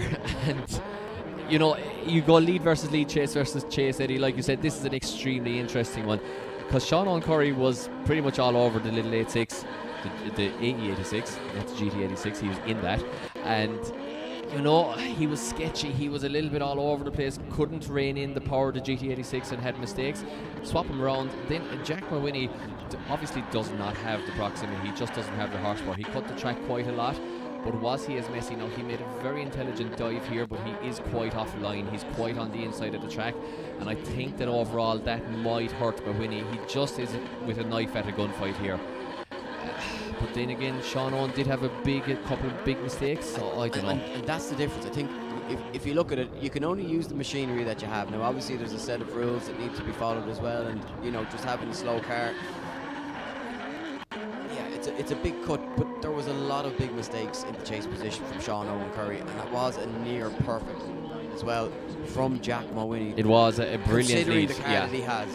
But it was just full stop, a really good lead line as well, to be fair, which will gain him some points. So I think this one is quite close. We watched the replay here, and Jack is definitely on the inside line doing a great job. Broke the crankshaft of his turbo BMW engine to BMW, and is now in the little 86, which was of course released in 1983, and up against its spiritual successor and its much younger brother, the GT86, with a Toyota.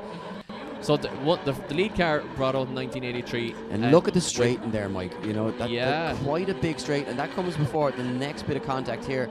Look. Yeah, it's very messy from Shaun Owen in the chase. You're absolutely right, Eddie. He's making big lunges forward, but it's not controlled. Those are two huge errors, if you're asking me, or from where I'm watching from. It's after that. It's. I don't think they're mistakes from Mrwini in the chase position, more so than he just can't do it. He's using his machine. He's driving clever to try and get the proximity, but he's obviously off. Yeah, and you see, not having fun. Jack Mrwini is having the best day right now driving this thing. It's just going to be so much fun clutch kicking and pedaling the life out of this little car to make it work. And should he book a place in the top 16, what a story that would be. With a broken crankshaft. I was speaking with his dad Cedric yesterday. He's offline, but he maintains reasonable proximity throughout that chase. And does that justify some of the line? The big mistakes from Shaun Owen might be enough to sway this one here. I'm not sure. We're about to find out. Look at this, going through to the top 16 in a 20 valve Corolla. Give it up for Jack Mulvine. Unbelievable stuff. And you know what? I just think that's so justified because the lead line was so good. It was so good, exactly, and he earned that one. I think it was a very close one, hence why the judges took so long to deliberate about it. But Jack Mulvine doing almost the impossible there, giving away, honestly, that 20 valve, those engines are from the front wheel drive Toyota 11s, and they make at best 175 horsepower, 180 maybe on a good day, and against a 600 horsepower 2J, that is crazy. So Gary Dunn. Last battle on the bracket here for the top 32. It is Gary Dunn to take on the 4th place finisher at round 1, Paulius Judicious. Here we go. Gary Dunn, of course, in that borrowed car, and Paulius makes a huge error. Paulius, problems with that car after impact with the wall on Friday, and just doesn't seem to be driving right. But Gary Dunn looking super confident in the borrowed car from Andrew Dunn, or Andrew. And as they go across the line, just watching Paulius, trying to watch Paulius and Gary. Andy Kenna, of course, that car borrowed from DRT Automotive. But you see the big error there from Paulius coming in too hot. But we just don't know how drivable that car is, Mike, at the moment. Exactly. I noticed the comment earlier on, going back to the Ben Rogers and Christopher Callahan first contact battle. I noticed some comments saying that there was only minimal contact. How could his car be damaged? But you know what? If you do get hit on the wheel of these cars, or you do get a bit of suspension damage, they're so sensitive to setup changes. And genuinely, when you're sideways and you have to transition, it makes such a crazy difference if anything is out in the suspension of these. I mean, if you change the toe angle by 2mm on toe plates, or a little bit more, maybe 4mm, it's a huge difference to the car. So Paulius maybe struggling a little bit with that car, and maybe paying the price. I couldn't see the green of his car was camouflaged in with the grass, and I just couldn't see, was he making his way back to the line, but it looks as though he is. Maybe the marshal's just having a quick check over of that car, making sure that it's safe. Gary Dunn tucks into the chase position. Could we see him make his way into a top 16 battle against the 20 valve Corolla? Well, it wouldn't be the first time he's battled the Corolla. Here we go. Paulius, again, just not able to get that car onto the proper qualifying line. So disappointing for him after such a strong performance at round 1. But valuable points gained once again. But it looks as though, barring a huge error here from Gary Dunn, that it will be the end of his charge here at round 2, as Gary Dunn just plays it safe there and gets himself across the line. He'll have had the spotters in the ear letting them know that he's at an advantage. I think that was pretty clear cut, Mike.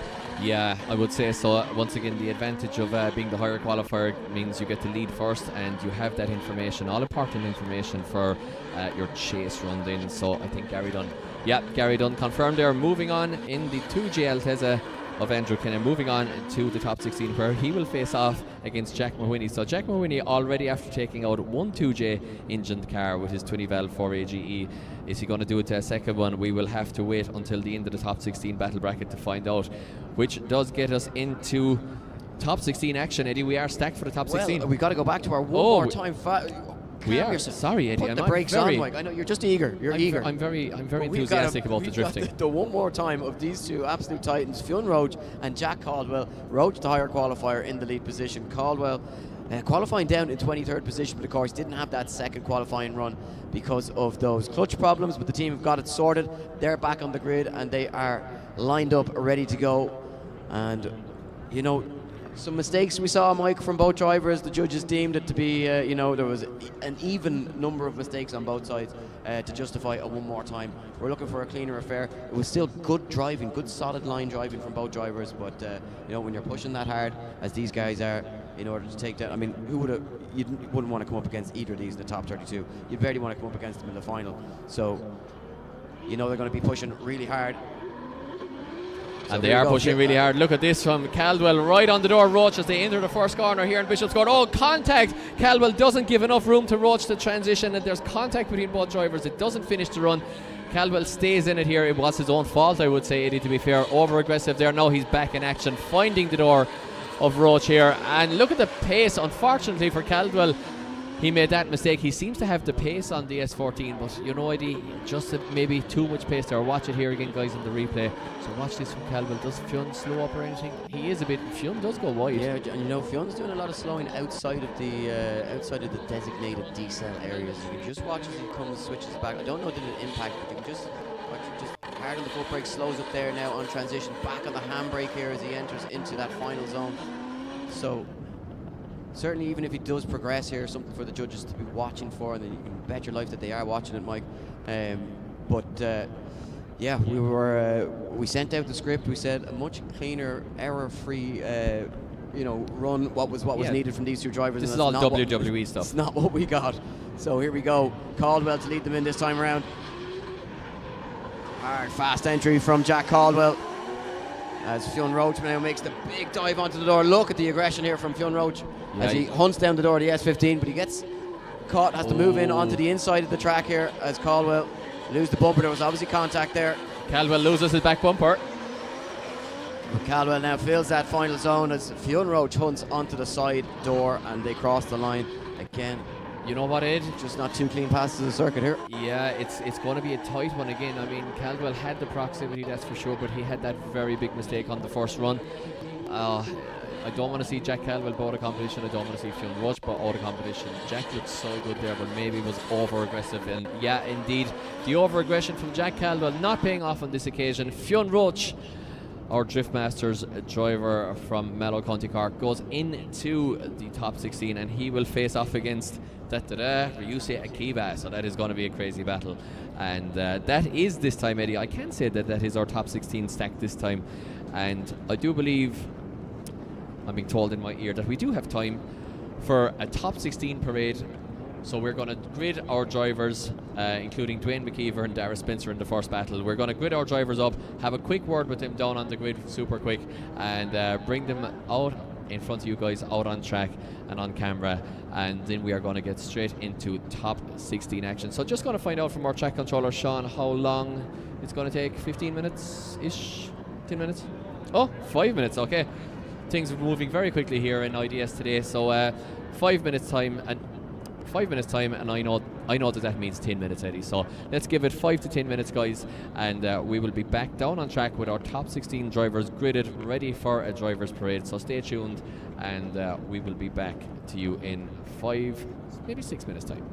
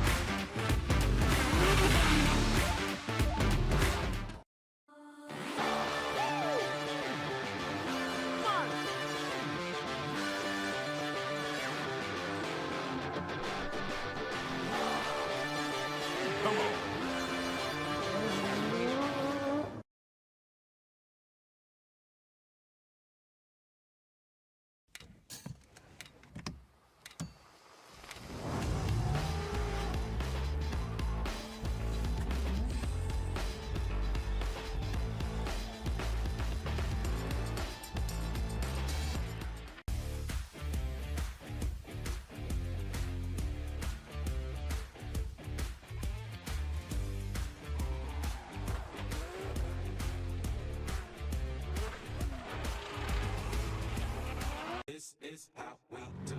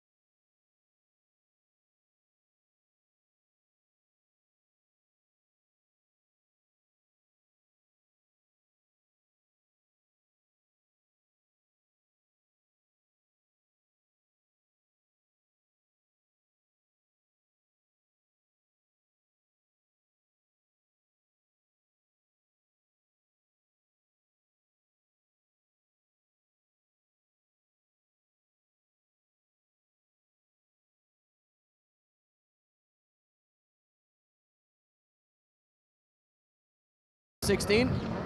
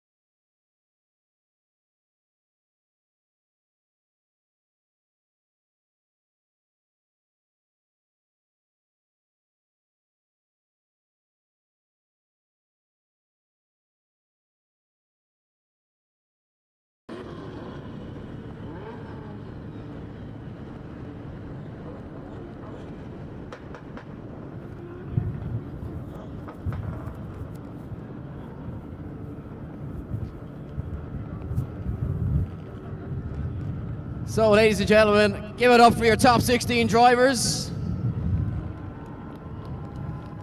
Dwayne, I always love talking to you, but you never make me feel too great about myself. You know, there's a little bit of a height difference here, okay?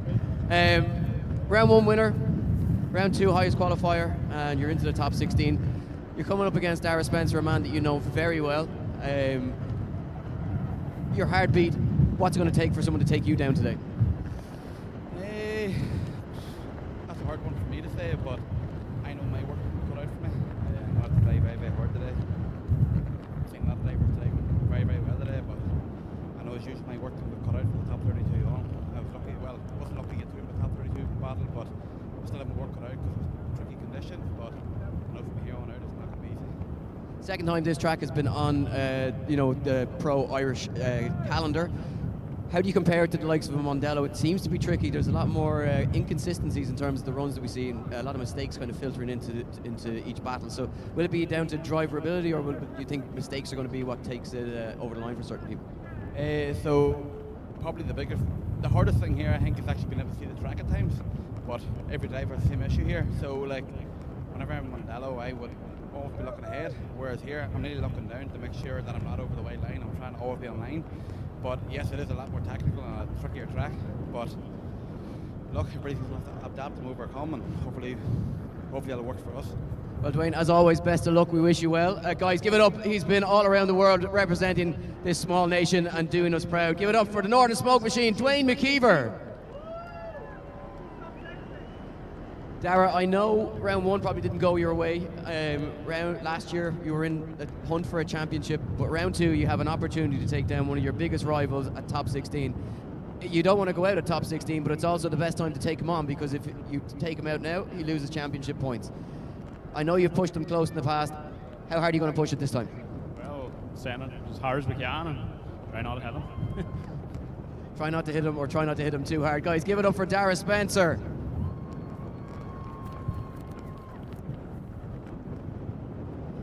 So Ben Rogers, we've been singing your praises all day long in the tower, and we've been saying how the only man that's really going to beat you is yourself. You made hard work of the top 32 battle, but you got it right when it was needed. How are you feeling now? Have the nerves settled a little bit now that you're into a top 16? The nerves are settled. I just made a complete shambles in top 32 altogether, so I did. We went in and changed the front tyres, made a bit of a difference, and went back out and screwed my head on, so hopefully we can keep it going the rest of the day. Well, keep it screwed, because we certainly like watching you when the head is screwed on. Best of luck, and continue going as we would expect you to do so. You're coming up against a man who's been looking really fast. This car, I don't know if it's the Go Faster stripes on it, Dean, but the way you piloted it, it always looks like it's on full angle and full speed. Top 16, things are going well. Will we see you in the top 8? Oh, I hope so, but Ben is going pretty well, so I just have to do the best I can and see how we get on. Well, listen, Dean, we wish you very well. As you say, Ben going very well, so that's going to be a really exciting battle. Guys, give it up for Dean Byrne.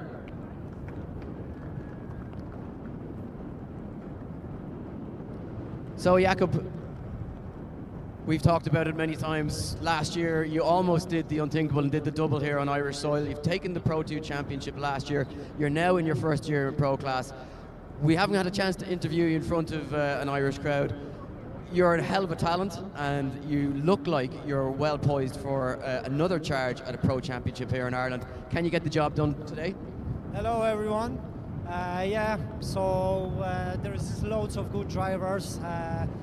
We won the championship, Pro 2 Championship last year, but we'll see how we get on in Pro. Obviously we're gonna fight hard. We're here for fun, but we're gonna still trying to push for the podium. You're coming up against a very talented man in a 2JZ, and have you got any fighting words for him to try and put him off his game? No, keep pushing and we'll see who won. Guys, I want to have the proper battle. He wants to have the proper battle. Perfect. Jakob, best of luck in your top 16 battle. Guys, give it up for Jakob Kushek. Stephen Halvery, not the start to the championship you wanted, not the start you wanted in your new car with its fresh power plant, but it seems to be going well today. You're going well today. How are you feeling out on the track here in Bishopscourt? Yeah, sort of just getting happier with every run on the car. Unfortunately, just didn't have any pre-season testing. As you say, new car, new engine. It's only starting to work for me. But yeah, looking forward to the day. It'll definitely be a good battle with Jakob. So look forward to it. Well, you're always one to watch and to keep an eye on. We wish you well, and hopefully you can keep the charge running. Guys, give it up for Stephen Halvery. We're going to go to Johnny Flynn first, because he told me to go to Harry Kerr first. Johnny, we said up in the tower earlier on that you're a man that needed a little bit of luck on your side for once.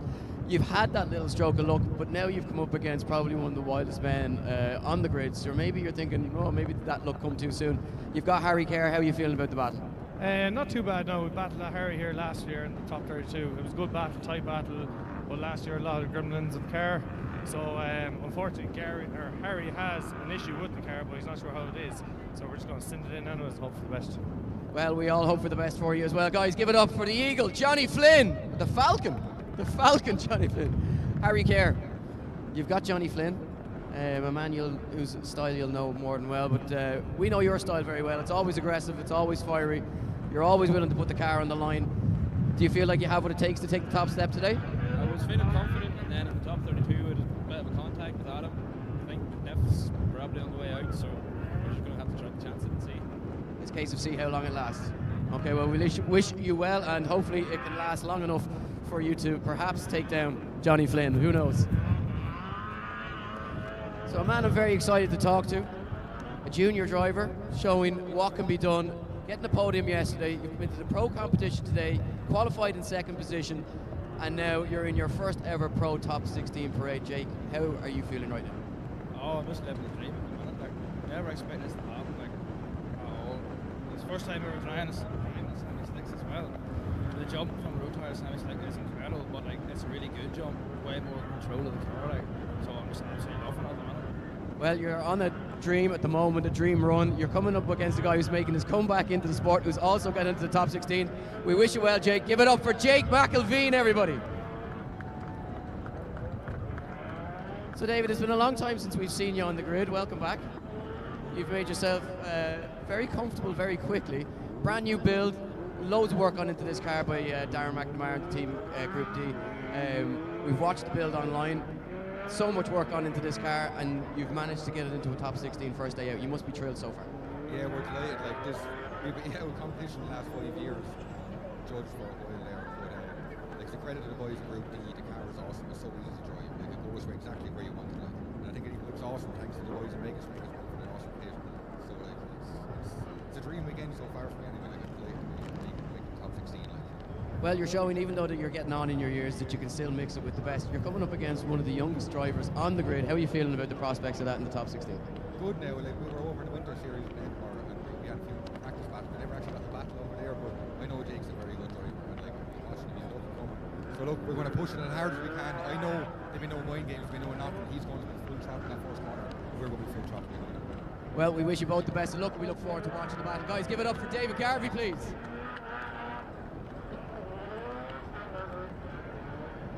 So Ryus, round one didn't quite go to plan. You didn't get the top step on the podium, but you did take second place. You're right in the hunt for a championship here in Ireland. How are you feeling here on this brand new track in Bishopscourt that you hadn't driven before? What's the crack, champs? Yeah. Sorry. I'm very happy today. Not too many ladies, so yeah. You're worried about these clouds. I'm gonna move the crowd to that way. Well, we better keep going quickly so that we can get this started before that rain comes. Guys, give it up for Ryus Akiba. And I'm guessing you had something to do with what he just said on the microphone. So you got the car refreshed by Jack Shannon, and you decided to take it out, and on its first refresh day, you're top 16. Business as usual. Yeah, I mean, I did round one in the GT86 and we got 5th place. I was only just doing it for a bit of fun, but I decided after the bad Drift Masters round last week that I'd like to come and have a bit of fun with less pressure and less stress. So obviously we couldn't bring the 86, so we brought the 14, which was supposed to be for sale. So not too sure. My dad's really happy with me driving it, and who knows, if we get a good result, we might do the full championship. So. Well, there you go. Might need another refresh after today. Guys, give it up for Fionn Roach. So, Daryl Barnett, we talk about you having, the ability to go all the way to the top step on the podium so often, and so often it doesn't work out and you don't show what you're capable of. You pulled out the big run right when you needed it. You're into a top 16 at round 2 of the Irish Drifts. Yeah, just qualifying didn't really go the way I wanted, but I really went qualifying, so keep pushing and keep moving forward, and that's what we're doing. Coming up against Enda Lions, I'm not sure, two completely different styles of driving. How are you feeling about the prospects of that battle? Looking forward to it. Just push as hard as we can and see what happens. But we wish you the best of luck, and we look forward to watching the battle. Guys, give it up for Daryl Barnett. Another driver is not going to do my confidence any good here standing next to you. And it's been a really entertaining drive so far from you. It's been difficult conditions from wet to dry to wet. How are you feeling? Top 16, you feeling confident going up against Daryl? Feeling confident now, yeah. Qualifying a bit shaky with the rain, but we give it a go and try our best. We'll do no more after that. We wish you the best of luck, guys. Give it up for Enda Lions. I had to sit back and watch your run earlier on, your lead run, with my jaw on the floor, and I still haven't managed to pick it up, because what you've managed to achieve, Jack, we're told it's 20 valve Corolla? Yeah, 20 valve. Pretty, it's bringing us back a few years, because we haven't seen anything like this on a pro grid in Ireland for quite some time. But you drove the absolute wheels off this car, and you've managed to get it into a top 16. You must be feeling pretty excited and enjoying your driving at the minute. I have had more fun in it.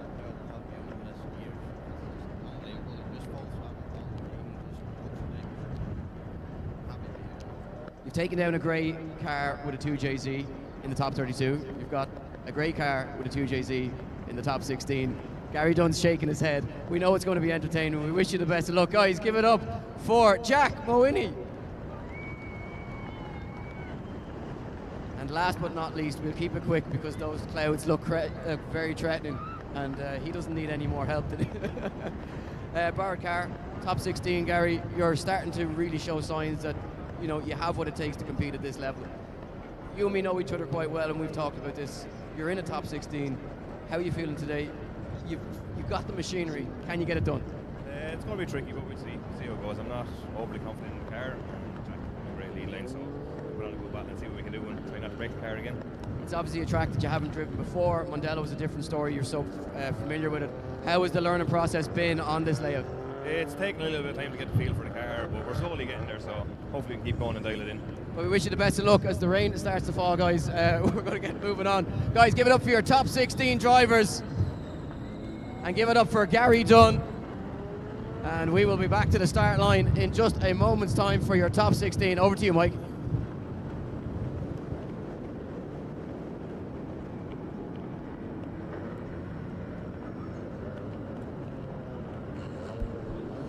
Thank you very much, Eddie, and fantastic to hear the opinions of the drivers there and get some insights into what's going on in their heads as they head into the main part of the show here at IDS. Round 2 2025, the top 16. And we have a stacked battle grid for you guys, kicking off with what might actually be the battle of the bracket. It is Dwayne McKver versus Darra Spencer, and it is one which might have championship ramifications, and it's going to be one of the hardest fought battles I think that we're going to see today. As I look to, I'm like a living compass here at this event, but I look to the north and the northwest, and there are definitely black clouds in the sky looking ominously over us here, and I can see rain falling in the distance as well to the northwest, so hopefully it just passes by us here as Eddie Power joins us back up in the tower here. Good job, Eddie. And yeah, I'm just looking at the rain there, Eddie. Yeah, I probably didn't do anything to help the situation with waffling, waffling there, yeah. Always waffling, Eddie, that's you. But look, we put up with you, buddy. We put up with you as our judges take their position. Once again, guys, you can see straight into the tower here at IDS from the live stream. And of course, we are joined here in the tower by the judges and all the production staff and our head marshal, Shaun Healy.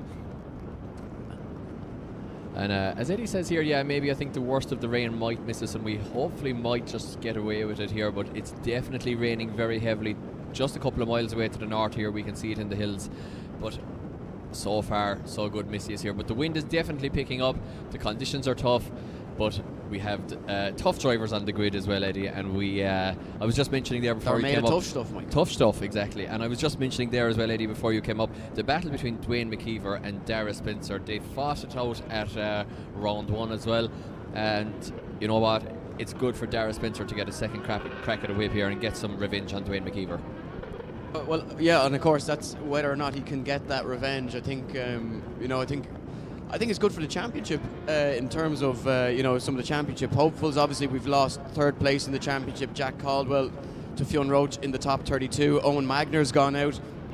He was sitting, as a driver who we would have expected to be maybe challenging for the championship. So I mean, if Darra Spencer can take down Dwayne McKver here, it will definitely open things up, because the last thing you want with Dwayne McKver is to be giving him an opportunity to take a big lead going into the third round of the championship. Yeah, and he might elect to do the entire championship if he does start to open out a big gap out the front. Dwayne McKver might elect just to keep going in this championship, because of course we do have another round up here in Bishopscourt at the start of August, coinciding with the classic motorcycle show actually on the main track up here next door. So if you're into both bikes and cars, you can make a weekend of it and take in both here at the start of August. So Dwayne might decide to do both, but we're ready to rock here, ready into the top 16, and this is where the action really gets hot, guys, as Darra Spencer hangs back and gets the run in here. Eddie, lead us in, Eddie. Let's see what happens.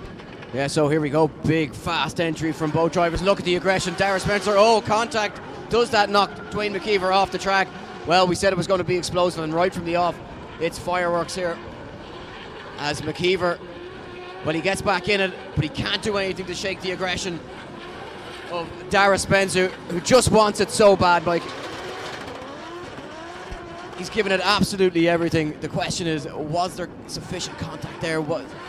Yeah, the crowd loving that one there. Darra Spencer wants it. He wants to take this one home. He's laying it all on the line. And look at that, almost contact again there just into zone 2. But we have to see this replay here, Eddie, of the first zone again. And it might come down to that, but you know, Dwayne McKver stayed in it. He reinitiated, he got the car back up and running, and it's not going to be a totally defining factor maybe in the battle. And now the rain starts here, guys. The drama continues. It is raining here in Bishopscourt, and I'm just looking at the track, Eddie, and it looks like we're going to have a wet line for the second half of this battle, as Darra Spencer has to double guess the conditions here now and lead us in a wet track. 100%, Mike. You know, conditions really changed now. I mean, it was as I just look out and see all of our cones been blown away. But here we go, second half of this one. Spencer to lead in Dwayne McKver, and they are both coming in on big angle. Can they hold it? Oh, Darra Spencer washes wide. McKver goes with him. Just not the conditions you want for a battle like this, Mike. As Darra Spencer takes the boot lid off the wall, but it affects the line. Crazy battle here, guys. Absolute nuts stuff happening in front of us here. Darra Spencer shortens the back of the BMW. Dwayne McKver is still right there in the pocket with him. Massive battle as they cross the line. All the drama here already in the first battle of the top 16. Wow, I don't know what to make of that one, Eddie. We have to watch multiple replays, because Dwayne McKver put 3 wheels, almost 4 wheels off there. Was he let off by Spencer? Did he go off of his own accord? What happened in the first battle? I'm glad I'm at this instead of being a judge today, Eddie, because that's a tough one. Well, the result drops through, and going through to the top 8. Give it up for Dwayne McKver. Dwayne McKver moves on to the Grade 8, and unfortunately for Darra Spencer, the weekend ends there, and the chance of revenge will need to wait for another day. But he would have known that he had to be at his very best to try and take down McKver. Yeah, so the judges ruling in favour of McKver there, possibly thinking that Spencer might have let him off on the first one and not Spencer's fault. I'm not sure. We can have a chat with Kieran Hines, our head judge, after this battle possibly, but you know what, maybe just Spencer there coming in a little bit hot for the conditions. No fault of his own, just a difficult one. Just looking back to the start line, seeing some marshals working around Ben Rogers' car, and obviously cars not warming, you know, in the burnout box, warming tyres is a good suggestion that there's a problem down there, as Dean Byrne holds back, and I don't know, we're going to be robbed of this battle. We spoke about it. And I'm not Ben sure Rogers if you said he just needed to keep his head screwed on and get himself back in the game.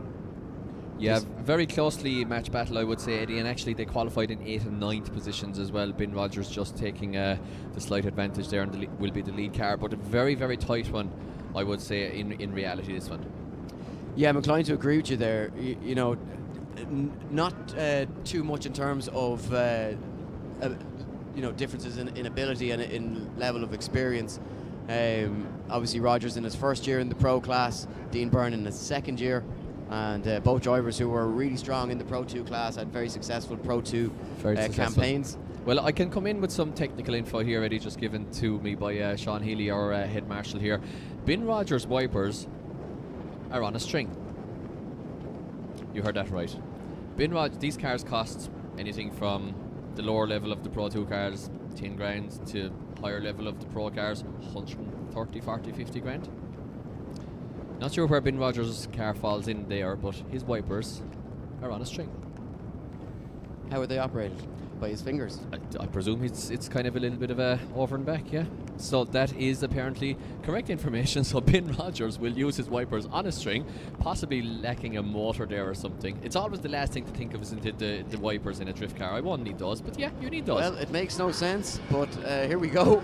On a string and a prayer. Nice. So Rogers to lead him in. Certainly no issues with visibility so far, it seems, as Dean Byrne now makes the dive onto the door of the S14 of Rogers. Look at the lead line from Rogers, Mike. Really solid. Dean Byrne getting caught down the inside. He's going to need to be at his best here.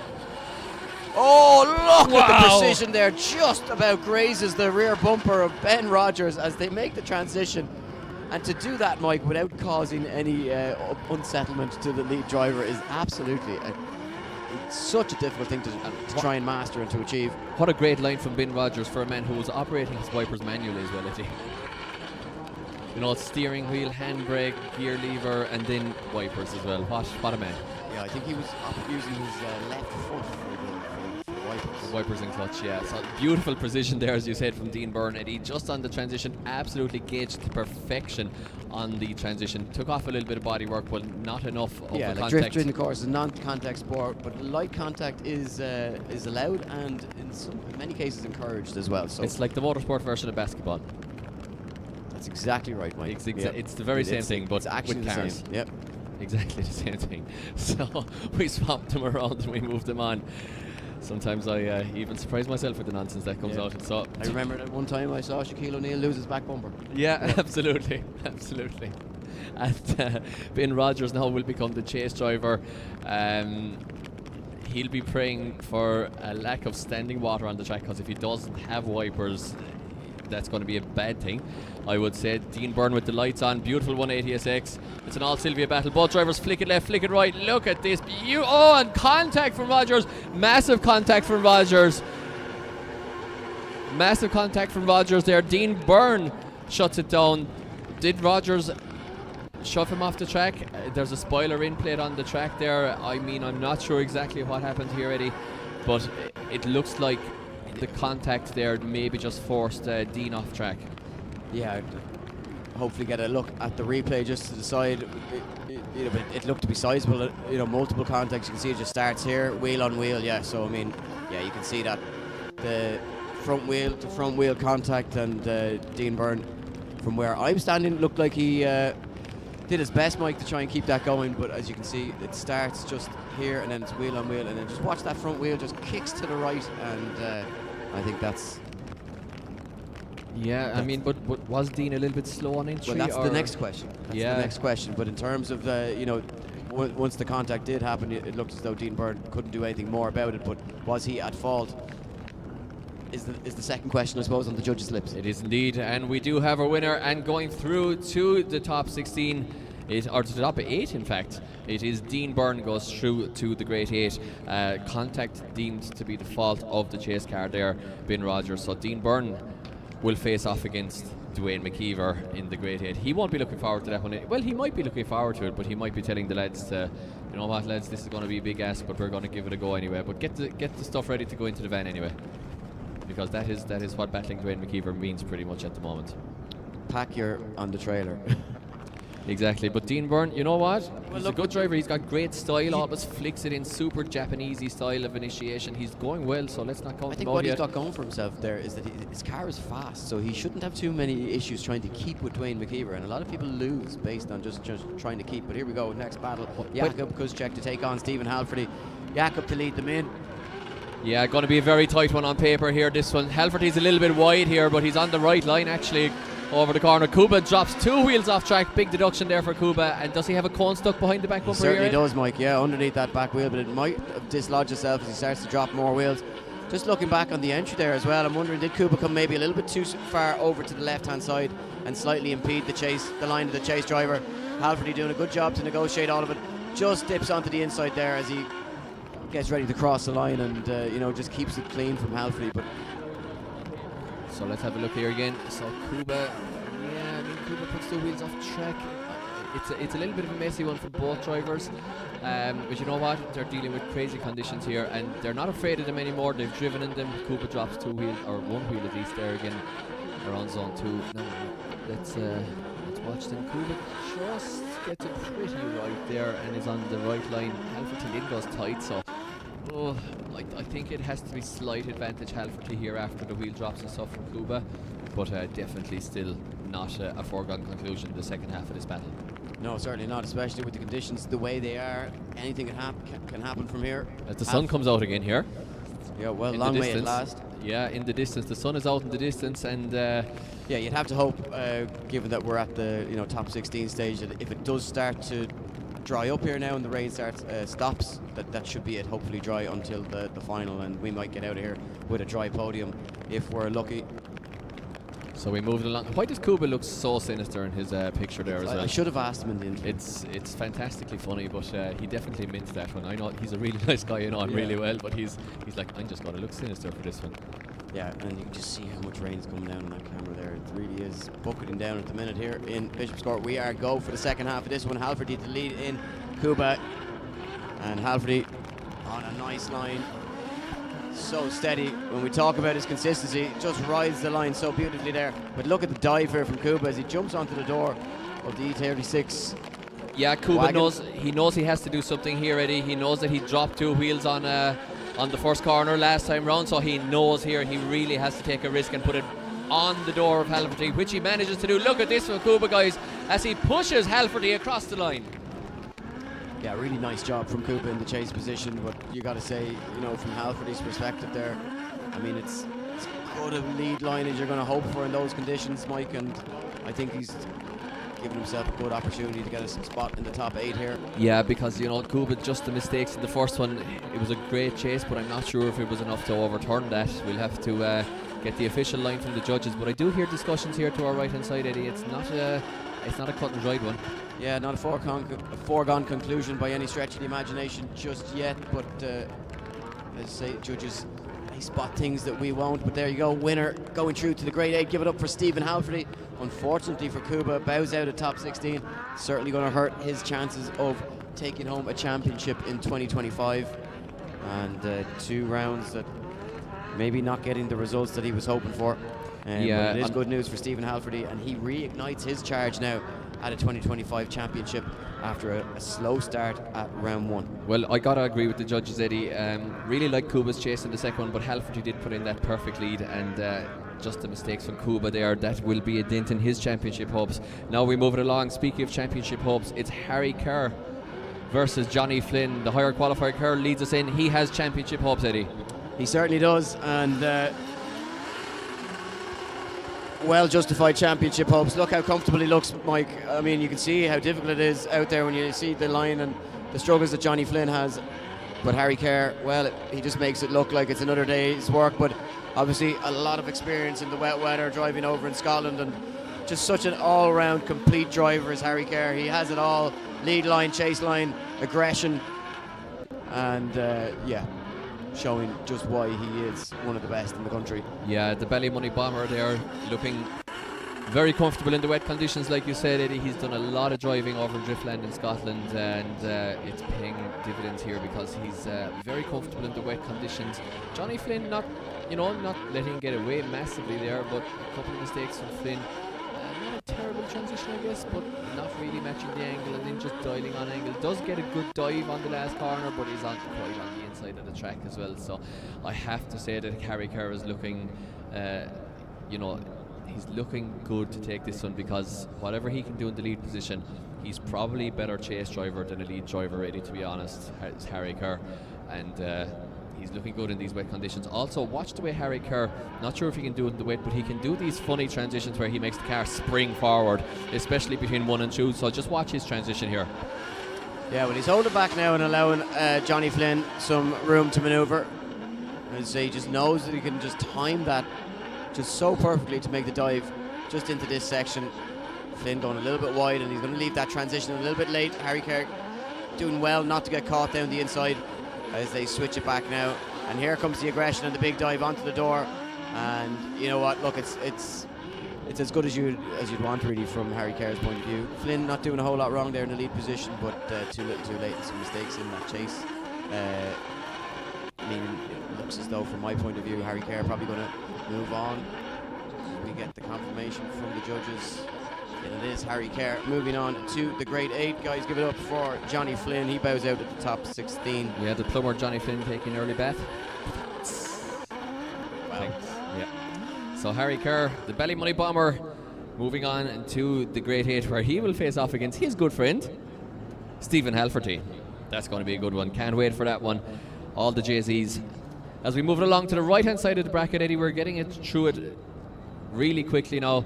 In the top 16, it's all action here at IDS, and it is battle after battle after battle. And the next battle is Jake Mlvine against David Garvey. So watch this. It is the Pro 2 rookie driver against the man in the new car for this weekend. Mlvine, the higher qualifier, leads us in, but Garvey's right there with him. Not a big overcommitment from Garvey. That's pretty much what you want to do in these conditions, just the half a car length. And now Garvey makes the dive. Look at the grip in the S13 here. The BMW is struggling for traction. Garvey is under pressure to hold back the S13 here. Just about manages it. Has to really correct through the transition then, but does manage to do so. Doesn't lose drift either. Now Mlvine with a beautiful lead line. Oh, it's a lovely lead line, and Garvey stays with him. They cross the line. I must say, a nice job from both drivers there, Eddie. Yeah, took the words right out of my mouth, Mike. Good, confident run from both drivers. You can see, as you so rightly pointed out, just struggling, Jake, to get the power down at times, but you know, managed to keep that car on forward momentum and on angle.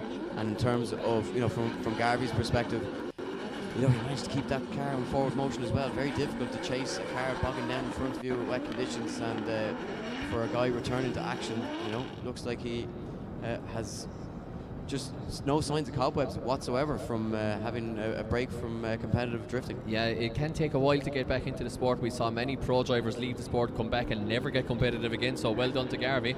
As we move it along to the second half of the battle, David Garvey leads us in, and Jake Mlvine is right there in the BMW. That could, let's see if he can make the dive on the transition, and he does indeed. He finds the pocket now, just as Dave Garvey did to him. He finds the pocket. Is Mlvine even being a little bit more consistent here, Eddie? But now the Sylvia starts to pull away there out of outer zone 2.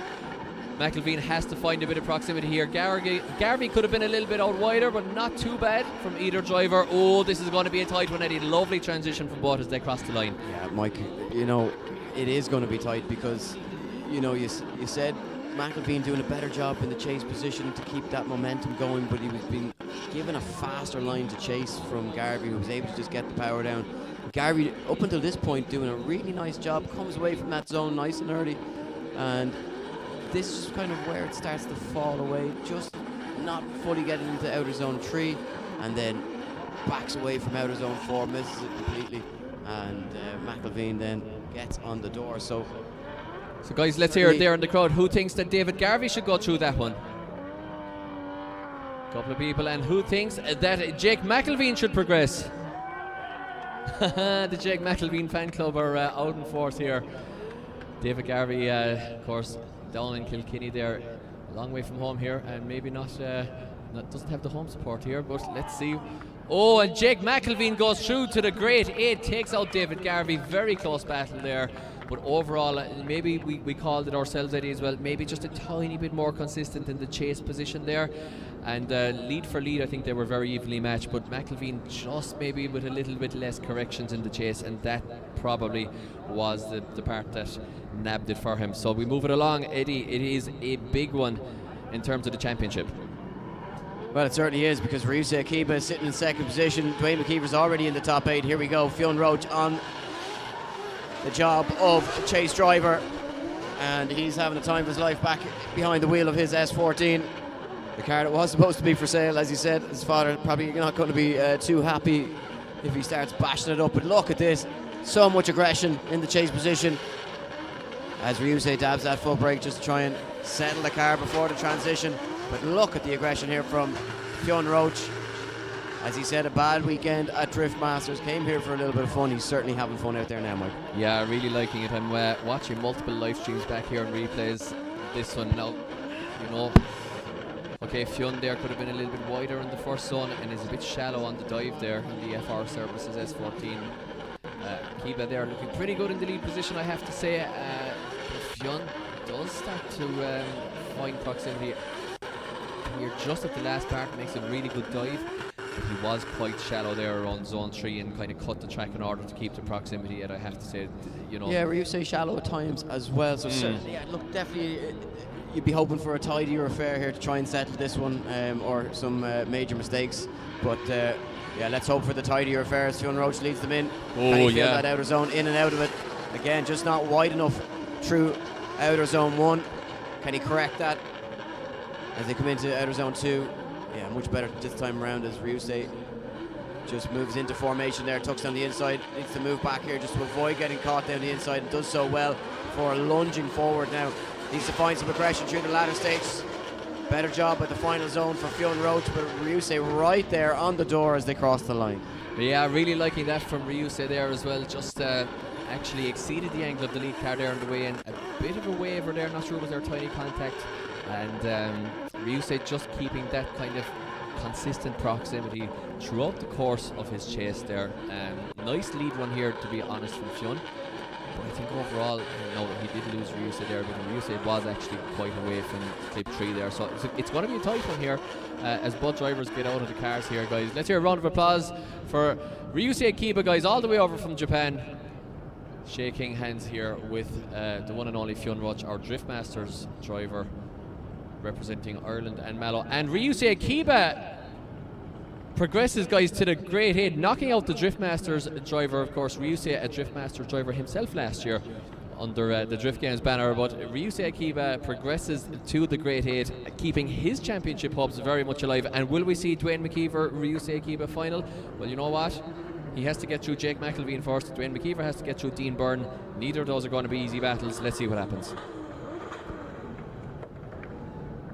And you can't forget Jack Mlvine's in a 20 valve and living, you know, his best life, so don't rule him out just Jack yet. Mlvine is down at the bottom of the bracket, exactly, and he has the rain on his side. So we have one more battle before we get to see that 20 valve Corolla, the classic look and the classic engine and car combination there, treating us to all the right noises and looks here at IDS. But we have to first of all go to the battle between Daryl Barnett and Enda Lyons.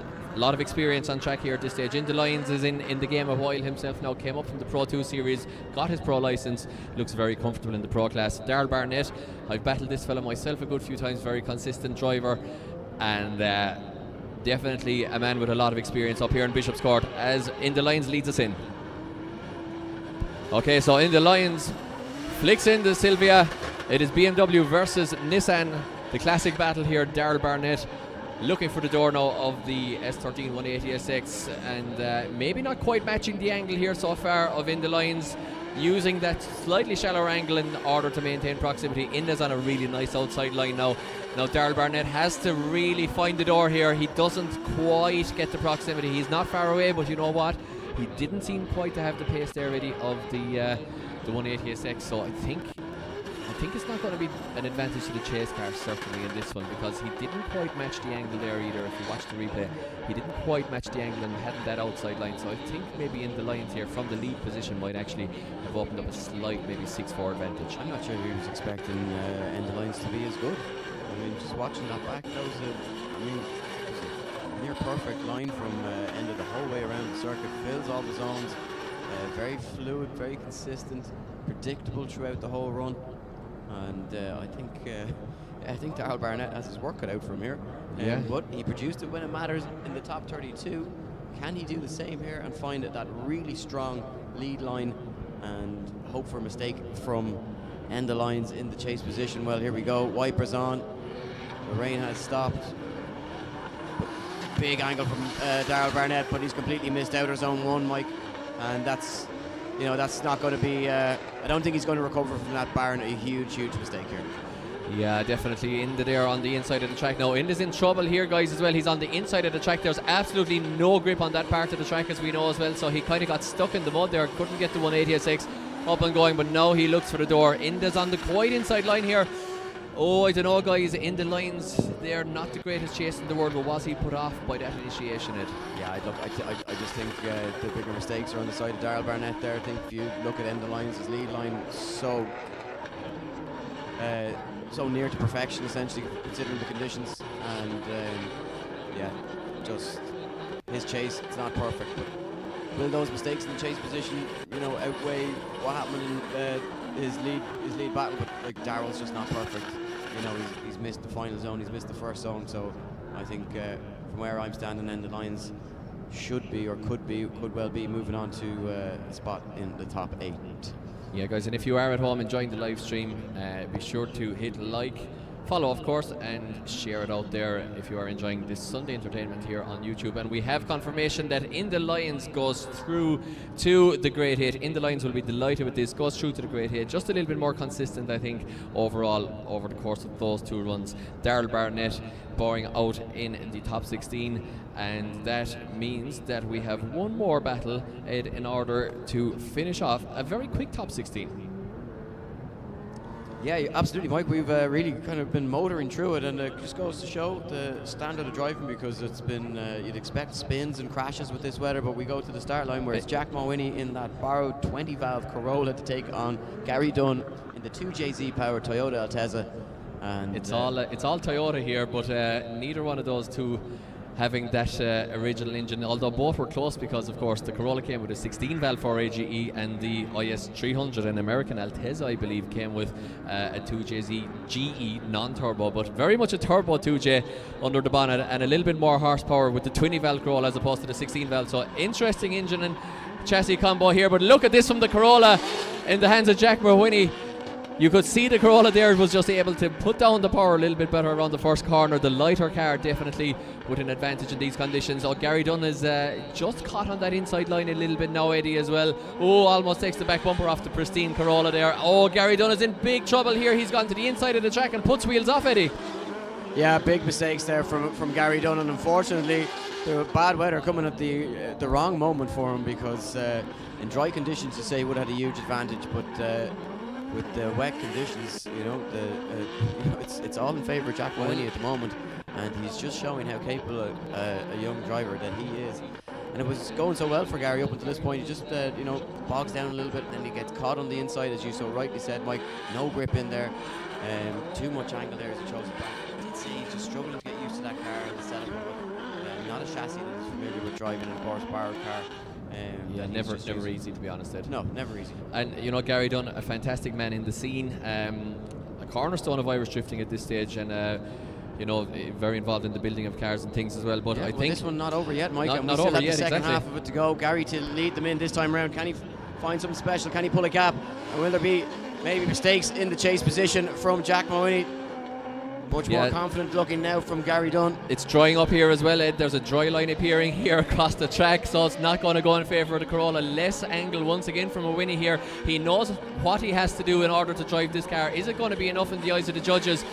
Let's see what he can do over the final corner here. He's using less angle for sure. He has to use less angle, and they cross the line. But the judges, in briefing, it says that you must match or better the angle of the lead car in the chase. Now obviously he can't do that in that Corolla, but Dunn had that massive mistake where he put a lot of wheels off, anyway, 2 wheels off if not more on the inside. So I was speaking with very briefly with Jack Mulwiney's dad there, Cedric, and this is a 20-valve Corolla with 171 horsepower. So this is going to be a joint killing, and it is a joint killing. Jack Mulwiney goes through to the Great 8 to face off another 2J car again in the hands of In the Lions. This is crazy stuff. Jack Mulwiney has taken down another joint killing here. 170 horsepower beats 600 brake horsepower. I don't know what to say about that, Eddie, but if it dries up, we might see a different result. But so far, Jack Mulwiney's looking good. Yeah, it certainly is, Mike. Looking very confident and good out there. And, we're going through these battles nice and quick. There are clouds on their way with potentially more rain. But if it does start to dry up, that's when it's going to become particularly tough for Jack Mulwiney. But right now, he's living on cloud 9. Well, you know what, Eddie?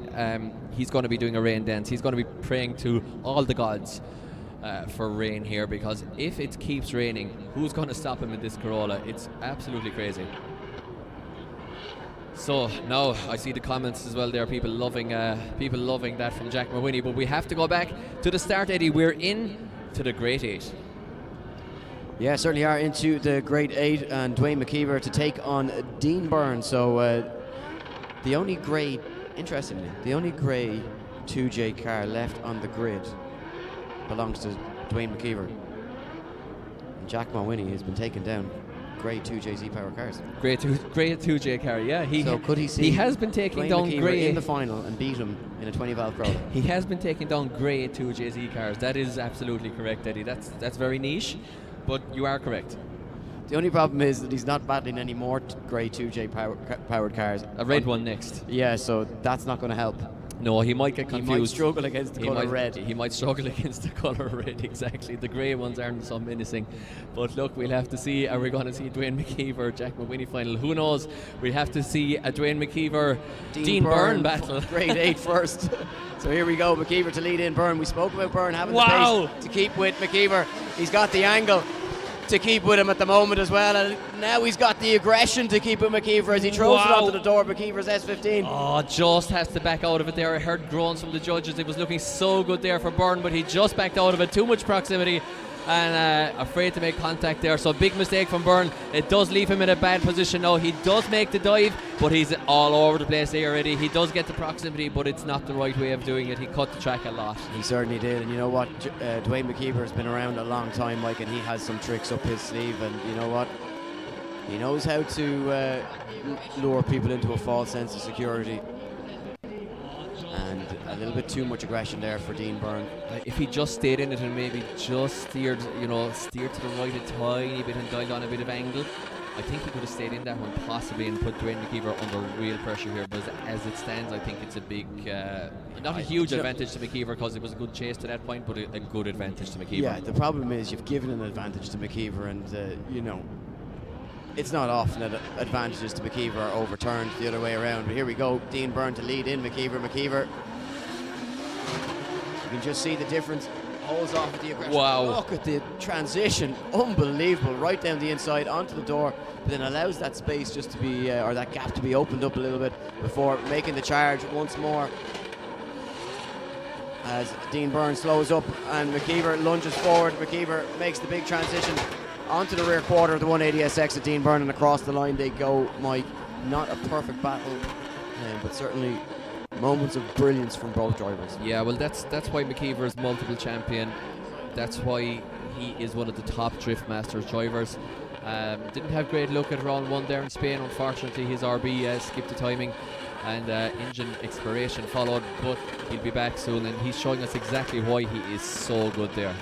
And let's see the judges. Yeah, indeed, Dwayne McKver progresses to the final 4 here, guys. Dean Byrne with a valiant effort there, but just got caught out there in the chase position. Maybe a bit too much aggression coming into the second zone there, and it caught him out. So Dwayne McKver doing Dwayne McKver things and going on to the final 4, and we move it to the second battle here of the Great 8. And guys, look at this one. It is Stephen Halverty versus Harry Kerr. These are two good friends. It's double JZ power, it's double BMW power. It's a touring versus a coupe here, so maybe a little bit different that way. So, or is it a saloon? It's a saloon, isn't it? Harry's car, actually. But anyway, it's a coupe. It's a coupe when he flicked it sideways. Doesn't really matter. It's double 2J BMW power, and it's Halverty versus Kerr. Yeah, well, as you said, two very good friends on and off the circuit, and look at this. It shows just know each other's driving styles so well, and Halverty glues that E36 wagon to the door of the E46 coupe of Harry Kerr, and Kerr, nothing he can do except put on a perfect lead line as they almost go wheel to wheel as they cross the line. Give it up for Halverty and give it up for Kerr. Yeah, Halverty there using the lack of angle to just absolutely get that last inch of proximity. The judges mightn't give him a huge advantage for that because he wasn't pretty much matching the angle, but all along, look at that, he's physically touching the door of Harry Kerr, and these lads are having great fun. As we say in Ireland, they're having great crack. They're enjoying this. I know it for a fact. They're good friends, like you said, Eddie, in and out of the car. Look at the dive from Halverty there, and goes to the inside of the track a little bit. And you know what, Eddie? Your heart can kind of take control sometimes here, and you're just having so much fun that you just want to put it on your buddy's door and just push him across the line. So second half of this one, Halverty now to be the lead driver, Kerr to give the chase as they go sideways in unison. Halverty on a really strong lead line early doors, and here comes the charge from Harry Kerr as he hunts down the door of Halverty, and again side by side, just perfection from both drivers. Whoa, look at that from Kerr. What a transition. We haven't seen that coming into zone 3 so far today. Judged it so well, so well did Harry Kerr.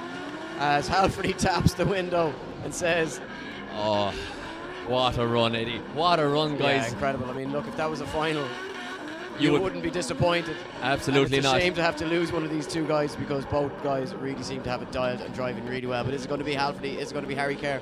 I'm not quite sure who it's going to be. It has to be Harry Kerr, I think, because the chase there was absolutely unbelievable. But guys, and it is Harry Kerr, guys, moves through to the final four to face off against Dwayne McKver. Let's hear a round of applause, guys, for Stephen Halverty and Harry Kerr. Their fantastic battle, one of the battles of the day so far. Halverty doing nothing that much wrong, but Harry Kerr just better overall. I just, Mike, that transition at out of zone 3 was just, pure sex appeal, to be honest with and you. You know what? I can't call it between Harry Kerr and Dwayne McKver. We are in for a treat in the semi-final, that is for sure. And that's another grade 2J. That's another grade 2J car, actually. So you know what? If Jack Mawini gets through, he is going to have a grade 2J car in the final. But now he has to get through one of these first. If he gets through his next battle, it is Ryus Akiba versus the story of the weekend as well, Jake Mlvine. Look at this. Akiba fires it in the chase position. Mlvine with the lovely lead run. Look at this, Akiba. What a dive. Where did that come from, Ed? Yeah, where did that come from is right, but as you say, what a story. A Pro 2 junior taking on a Japanese driver, and two stars of the future stars of the sport. And Mlvine driving the wheels off that E46. Not a whole lot he can do to try and shake the tail of Ryus Akiba, but what a drive from this young man. It's a dream weekend, and the dream is very much still alive. He's got a big fan club here with him this weekend, and why not? And you know, Eddie, it's so cool. Like, we started, drifting became kind of known in Ireland around 03, 04. We started seeing option DVDs and that kind of thing come through. Next thing, the Japanese drivers did that exhibition round over here in Mondello Park. And you're still looking at the likes of Nakamura and all that, and next thing they're over here driving, and now we have one competing in our domestic championship round after round and putting down runs like this, and they are showing, he's showing the class of the Japanese drivers, he's showing the ethos of the Japanese way of drifting, and I have to say that I'm loving it. But Jake Mlvine is one of the stories of the weekend. Look how far he's come, but he doesn't have the pace of the Sylvia coming in. There's a big gap opening up here, guys. Yeah, not able to get the power down for Jake Mlvine, and it costs him, but he manages to get back into this, and he has to make a big dive. Did he go too hard, or was there a little bit of slowing there from Ryus Akiba? That'll be for the judges to decide, but unfortunately for Jake Mlvine, that could be the end to an otherwise dream weekend. And you know what, Mike, even if he does bow out at this point, I don't think he's going to be going away without a smile on his face. Yeah, he might have school on Monday morning, but you know what, that won't be too much of a problem for a young man who's had a weekend like that. Exactly, I'm sure he'll be telling tales of his exploits the weekend in school and showing back the live stream. But guys, let's hear a big round of applause there for a Pro 2 junior driver, Jake Mlvine, going up against one of Japan's best in the form of Ryus Akiba. And I don't know, Ed, maybe he just didn't quite get the power down off the line and then was pushing a little bit too hard. Let's have a look here. Was there anything funny from the Japanese driver? I don't know. I think Mlvine might have just had too much pace. Yeah, it's hard to see. It's hard to tell, definitively from where we were watching. But the judges have a decision. So, who is going through to the final four? And it is going to be Ryus Akiba. Ryus Akiba moves on to the final four, where he'll face off either Enda Lyons or Jack Mawini, the two guys sitting on the start line. So far for Jack Mawini, well, he's had a smile back on his face. He said he's never enjoyed driving so much. Unfortunately, his own car causing problems, but maybe he wouldn't have had as exciting a weekend as he is having could he take down another monster car. Well, it's another 2J. He's going to have to get through all 2Js today if he is going to win, because across from him in the bracket it is Dwayne McKver and Harry Kerr, but he has to get through the one and only in the lines first. Guys, the line is drying up here. There are patches of dry track, quite a lot of dry track actually if I look around here properly, and that is not going to suit this Corolla. But you know what, Jack Mawini has been driving. He probably should drive a Corolla all year already, or at least at the tight tracks, because he looks so good here in the Pro 2 car. I mean, would you bet against him? He should bring this thing to Watergrass Hill, Eddie, and see how he gets on for the next round, because it looks like he's born to drive a Corolla. I mean, if it was wet in Watergrass Hill, you'd certainly say that it would have a chance. in the dry, I don't know. Would it have the legs maybe to make not that have long pull between exactly down the hairpins. back straight? But certainly, you're right, Mike. You know, a very competitive car on these tighter technical circuits. I think it's still wet enough here for him to be competitive. Whoa! Enda Lyons is in big trouble here, guys. Fires it in on too much angle, and he's off track, completely off track. Is that 4 wheels for Enda Lyons? Is it already all over? Did he just come in too hot? Did Mlvine do something funny on the initiation? I have to say, I heard the rev limiter with the Corolla. That's what this run is going to come down to, Eddie. The rest of the run might be null and void here. Enda Lyons is back in the pocket here. He's trying to find the door of the Corolla, but you know what, Ed? I heard nothing but rev limiter. 4 AGE 20 valve hitting the limiter there, and watch this. Lyons just seems to lack, or catch a lack of grip, sorry. The car just rotated super suddenly, and I think he's gone 4 wheels off track here. Let's watch it back again. But like Lyons was doing everything right, but it looked like he just hit a patch of wet, and the back of the 180 just suddenly washed out. Let's watch it one more time here. Just watch if he went 4 wheels off track. So huge angle, big mistake anyway. Oh, he's not quite 4 wheels. He's 3 wheels, Eddie, is he? Yeah, I mean he's 3 and change, Mike. You know, so but yeah, certainly I couldn't see anything wrong with the entry from Jack Mlvine, and as you say. It was just the bangs of a 20 valve limiter is all you can really hear through that first section. And a fantastic sound as well. Yeah, and look, I think regardless whether it's 3, whether it's 4, there's huge mistakes on the side of Enda Lyons. And yeah, Jack Mlvine, the dream is likely to continue here, barring any major mistakes. Oh, this is crazy. This is the story of the weekend, along with Jake McElveen, who we just saw. But Enda Lyons is opening up a big gap. No mistakes this time from the lead driver in the 180. Jack Mlvine, I think all he has to do here, Eddie, is not make a big mistake, and he's booking his place in the semi-final. He just needs to keep that car on angle, Mike, from where I'm sitting, in order to get himself into the final 4. You can see how much more difficult it is for him to steer that car now as the track becomes patchy. But I think perhaps just enough. Yeah, I would say perhaps just Based enough. on He big time lost that run, but I think he's going to win the battle. I really do. Exactly, because I don't think the mistakes or the lack of, say, correct line is sufficient to overturn the mistakes made and the size of the mistakes made by Enda Lyons in the first round. And the lack of proximity, Eddie. No, this is actually going to be quite close. I think it's actually going to be almost, it could be like a 9-1-8-2 situation here if Enda didn't put, 3 wheels off track. So it's very, very close because of the sheer lack of proximity and the impossible line that McQueenie would have had to run in the dry in the Corolla. But let's see what the judges say, Eddie. They're the men on the big bucks paid to make these tough decisions. We just have to talk about them. So Enda Lyons, it'll be left for Enda Lyons and right for Jack Mlvine on the screen. As we hear the cars making their way up for the final 4, and so the judges are watching this one back here now, just to see if there's something funny here from Mlvine. Just see, it is pretty funny because they started reverse drifting, which is an interesting very move. hard. Bold move.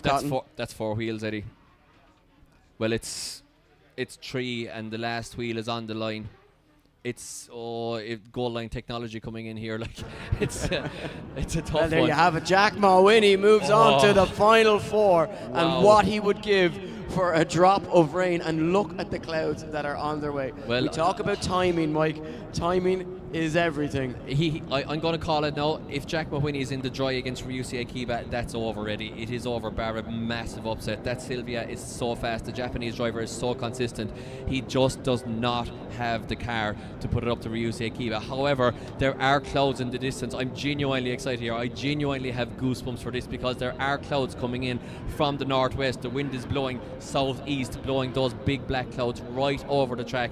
This is going to be absolutely crazy. And Ed, we're stacked for the final 4. Well, you're excited about what's to come potentially in a final. I am pumped about what we are about to witness, because this, no matter where you go in the world, will be as good as any final you will ever see, because we have Dwayne McKver, the Northern Smoke Machine, the multiple Irish, multiple UK champion, taking on Harry Kerr, a man who doesn't know the word chill. He has zero chill. Even when Harry Kerr is 10-0 up in a battle, all he has to do is trundle around. He has no chill. He is banging doors in battles that he has already won. And you can be certain of one thing, he will not be scared in any way of Dwayne McKver. McKver to lead them in. Kerr on the back bumper right from the get-go. They throw it onto big angle. Kerr is on the door and he's not backing down. He's applying serious pressure to McKver and makes a big dive onto the door to Strong Wheels S15. Here comes Harry Kerr now, as McKver lays down the perfect line for Harry Kerr to chase. Another big dive is a perfect transition for Harry Kerr. Can he keep it going through the final sections? McKeever's on the wide line, Kerr's on the door, and they go across the line. Bishopscourt makes some noise for Harry Kerr and the Northern Smoke Machine, Dwayne McKver. What just happened? Can we take a second to appreciate this run? Dwayne McKver with this beautiful lead. But can we take a second to appreciate Harry Kerr? Watch, he comes tight right here in the replay so that he can get that bounce transition that he does. He goes to the right hand side of the track so that he can pop back out on the left on McKever's door, and then does it once again onto the right. What a chase run from Harry Kerr. I'm absolutely loving that, Eddie. The style, the commitment, the ability to put what's in his head into action on a half wet, half dry track. I mean, come on, that's against crazy. One of the best in the world as well. Genuinely, I'm not just saying this, that is one of the most skillful and thoughtful chases I have seen in years, given the conditions up here and how much these guys have been struggling in the half wet, half dry. Wow, and Dwayne McKver doing everything right as well in the lead. Now, guys, it's all to play for. Dwayne McKver chases in Harry Kerr. Yeah, here we go, second half of this one. Contact already through the first corner as McKver knows he needs to apply the pressure here to Harry Kerr. He knows that Kerr put in an exceptional chase line as he tries everything he can to surge forward onto the door, but Harry Kerr is starting to open up a gap here. Does Harry Kerr have the measure for Dwayne McKver, and is he about to take a place in the final? Oh my God. Guys, God. give it up for Dwayne McKver and Harry Kerr, and I think Harry Kerr has the edge here, Mike. I think Harry Kerr is after taking out Dwayne McKver. I'm not sure here, Eddie. The judges might have something different to say about this. Kerr runs a little bit wide there, maybe. No, McKever's right in the pocket, but watch this. Kerr just pulls out the gap there. Now Dwayne makes the dive to the left-hand side of the track, makes the dive back onto the right, but Harry Kerr is better there than Dwayne was. He's just that little bit closer. He pops out on the other side, and I think lead for lead, it's very close. But let's watch Kerr going into the corner here. Might come down to this. Kerr, does he run? He's right on the wall. Does he run wide? No, he's right on the line, Eddie. He's on the line, and I have to say, Harry Kerr here, I think he's after taking out McKver. I'm not sure though. He's certainly giving him a run for his money, Mike. I mean, when you look back, there's moments here and there. This is close, guys. They're out of the car. Give them a round of applause. Give it up for Dwayne McKver, Harry Kerr. One of them is going through to the final. One of them is going through to the third, fourth place playoff. Oh, I'm so excited. You know, it's not often in a national championship like this where you have Dwayne McKver on the grid that you get to see somebody really put him on the ropes like this, and it's always exciting. The anticipation builds. Yeah, you know what, Eddie, the last time you get to see McKver put on the ropes like this in Ireland, it's James Dean, it's Jack Shannon, it's Conor Shannon, it's Tomas Kiley. Nobody else outside of that little small group of the top guys get to do this to McKver. Have we seen another guy join that club? And we're about to find out, guys. The judges are about to drop in the decision, I believe. Who is going through to the final? Will it be McKver? Will it be Harry Kerr? It's going to be Harry Kerr! Harry Kerr takes down the Northern Smoke Machine, Dwayne McKver. He's going through to the final. McKever's going through to the third, fourth place playoff. And Jack Mlvine going to have to lose this battle to Ryus Akiba if he wants to take down another grey car. Incredible stuff, guys. Give a round of applause to Harry Kerr, who reignites his championship. I can't even say it, I'm so excited. Reignites his championship surge. So I don't know what to say. That was amazing from Harry Kerr. And you know what, Eddie? He got there on merit. You weren't going to get through Dwayne McKver by Dwayne McKver making a mistake. You had to beat him, and Harry Kerr managed somehow to find a way. And Jack Mlvine here, Jack Mlvine should call a 5-minute rule here, and he should take a dive like a Premier League player, because he needs a 5-minute rule. He needs this rain to come in here, Eddie, and I don't think it's going to come in time for his That battle. would be one of the most boldest moves in drifting history, taking a 5-minute rule to encourage rain. Yeah, absolutely. He should say, I've got a misfire, get into the pits, take his 5 minutes and hope for rain, but right now he's on the line. I think that cloud is missing us, Mike, to the north. To the north, to the north, it's yeah. to the northwest, Yeah, yeah, to the north- northwest, northwest, exactly. yeah. Northwest to be precise, yeah. So our fan there blowing the tire smoke away to the left-hand side of the track is in full swing. But you know, guys, I don't know. This is all drama. Who knows? Let's not say anything yet. Jack Mrwini has been taking down giants. He's been taking down 2 JZs all day for fun. It might be too much of an ask. Oh, what is happening here? Hang on. Have I preempted the future here, Eddie? Jack Mrwini is on the way back to the pits, and said, Spotter probably heard you and said, you know what, Mike, call it 5 minutes. Oh, and you know what? Sean Healy, our track marshal, has just put up his 5 fingers to me, signifying a 5-minute rule here for Jack Mrwini. Is he actually in trouble here? Or is he? I don't know here, Eddie. I don't know what to say here. This is quite very coincidental, and this could just be genuine. He is entitled to call it. He's entitled to call it. You have a 5-minute rule throughout the battle bracket, and then when you get to the top 4, you have another 5-minute rule. He hasn't called one yet. He's entitled to call 5 minutes should he want to call 5 minutes. Yeah, so look, to be honest, when you look at the clouds, those clouds aren't going to hit here in time. In fact, I think they've missed us. The worst of the rain is certainly missing us anyway. So regardless, I don't think that's what's going on here, to be honest. No, I don't think it's what's going on either here, Eddie, but I'm going to give him, if it's dry, I'm going to give him 5 minutes. I'm going to give him 5 minutes. I'm going to give him 5% chance to take you out Ryus. If it's dry, if even, he's going to be really up against a barren mistake, a huge mistake, a spin from Akiba. I think everybody would accept that the only thing that's going to change the outcome of that would be, a huge mistake. However, in this car, I mean, in this car. Yeah, if he was in his own car in with his own car, turbo BMW power, it's a different story. I think what's going to be interesting is, how will Ryus adjust to being behind a car that's so much slower? Well, that is a great point. I mean, Ryus, he's going to have to get his left foot out for this one if it is dry, because he has to be able to adjust to a car that is extremely slow compared to his extremely fast Silvia. Now, the guys in the pits might have loosened up this car a bit, put in some more tire pressure into the Silvia, lessen that contact patch, maybe harden up the rear shocks, made the car a little bit slower.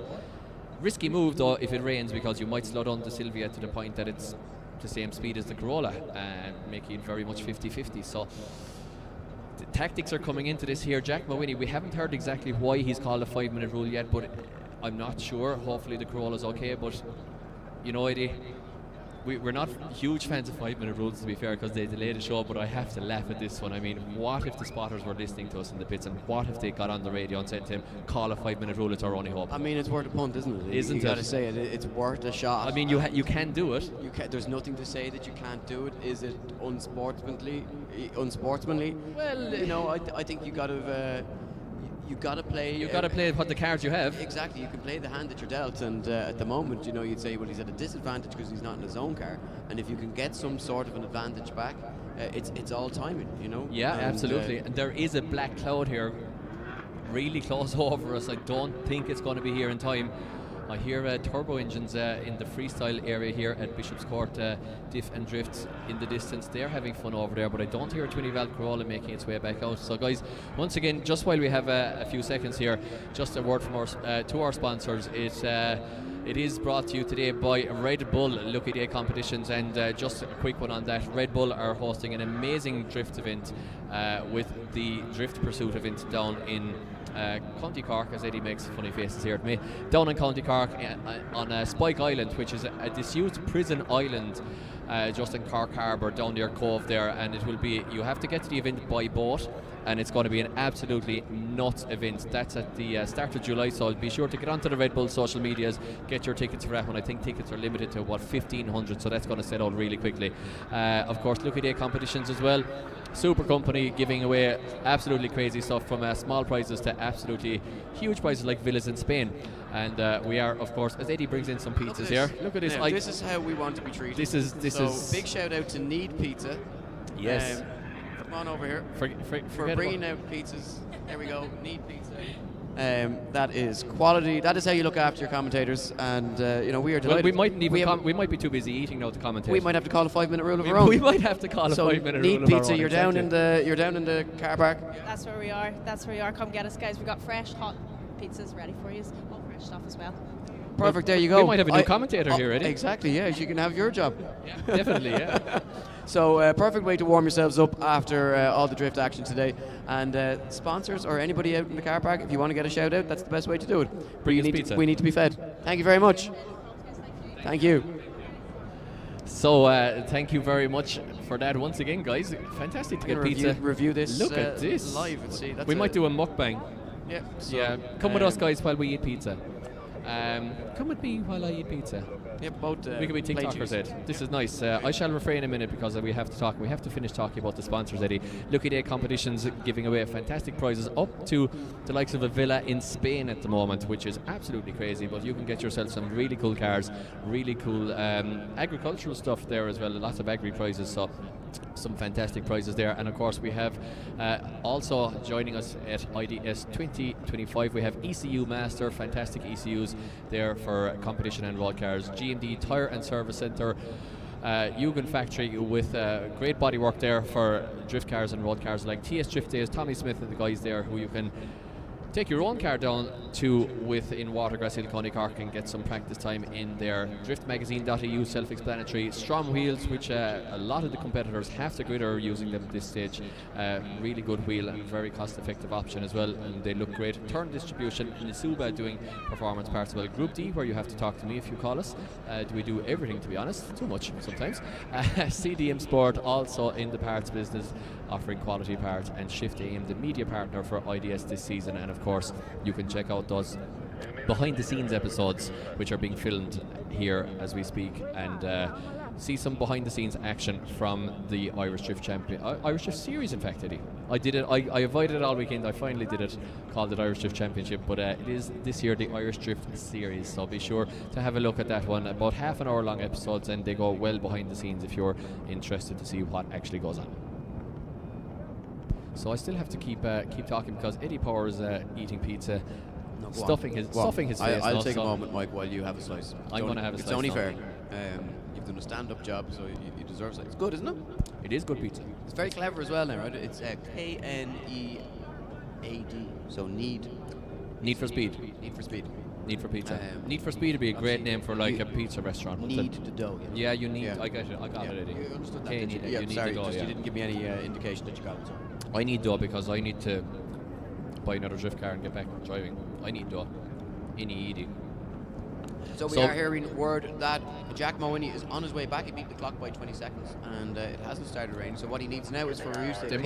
They must have fixed that misfire, Eddie. Terrible misfire in that Corolla. They've probably done an engine swap in it. Yeah, I think they dropped in a 2J. Yeah, to give him. It'd be interesting now for Ryus, called 5 in a row.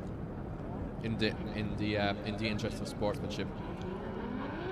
So we do have some drops. We do have some drops of rain here, but it's a dry track, Eddie. It's a dry track, and it's going to be a big ask from a Winnie here. But who knows? Like you said, Ryuse has to learn how to follow a very much slower car here. I mean, he may already be able to do that, but it's going to be a challenge. It is going to be a challenge. That is good pizza. So Jack Mawini versus Ryuse Akiba, our second semi-final after a crazy battle between Harry Kerr and Dwayne McKver. So let's see exactly what happens here, and it's going to be very much a very fast car, one of the fastest cars today versus one of the slowest cars today. Yeah, very fast car versus very slow car equals crash. It does equal crashu, exactly. Usually does equal crashu or equals straight new. But how iconic is this? A Japanese driver taking all the way over to Ireland, taking on the most recognisable and important Japanese car in drift history. And look at this, Ryuse Akiba. Well, I mean, Jack Mawini doing an incredible job, even on a dry track, to get that car onto the wide qualifying line. Ryuse Akiba showing no signs of having any difficulty and being given a really, really chaseable lead line here as well. Really good job. What a line from Jack Mawini, just absolutely sticking the Corolla to those outside lines. Maybe not quite to the very outside at the start of the first zone, but after that, really nice line there from Mawini. And I don't know, did they loosen up the Corolla maybe in the pits? Did they go for harder shocks, more tire pressure just to give him the better line? I'm not sure, but he looks to be a lot more comfortable in the dry there than he has been. So a very good line from Mawini, keeping himself in the battle here, but he has now to try to maintain some kind of proximity with the way faster Sylvia. And you know what, Eddie? Mlvine's going to have to jump the start here. He's going to have to go way before Akiba goes, because Akiba's going to pass him out on the run-in. It's downhill slightly. He's going to have 3 times the horsepower and a bit with it that this Corolla has. So he's going to have to. He's actually gone back a little bit further, but it's risky, Mike, because that run is not as long, say, as for example, like a run in Modelo Park. Mlvine has to go right now. He's late. He's too late here. Yeah, far too late. Yeah. Yeah, far too late for Jack Mlvine, and one step too far. And unfortunately, if the rain does come, it's coming at the wrong time for Jack Mlvine to try and get himself into a final. But he will be going into a final 4.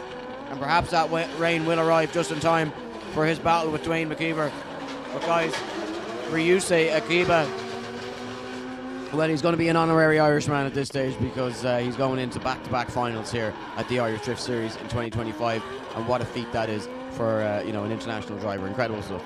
Yeah, absolutely incredible stuff. And I think that's all she wrote for the giant killer today, Jack Mlvine. But it might have been just too big an ask for him to put it up to the incredible horsepower of Ryus Akiba's car. And yes, indeed, Ryus Akiba books his place in the final. And guys, this is very interesting, because Dwayne McKver won round 1. Now, Dwayne McKver has been knocked out, which means that Ryus Akiba will collect more championship points than Dwayne McKver, which means that it'll be very close, Eddie, at the top of the table at the end of this round.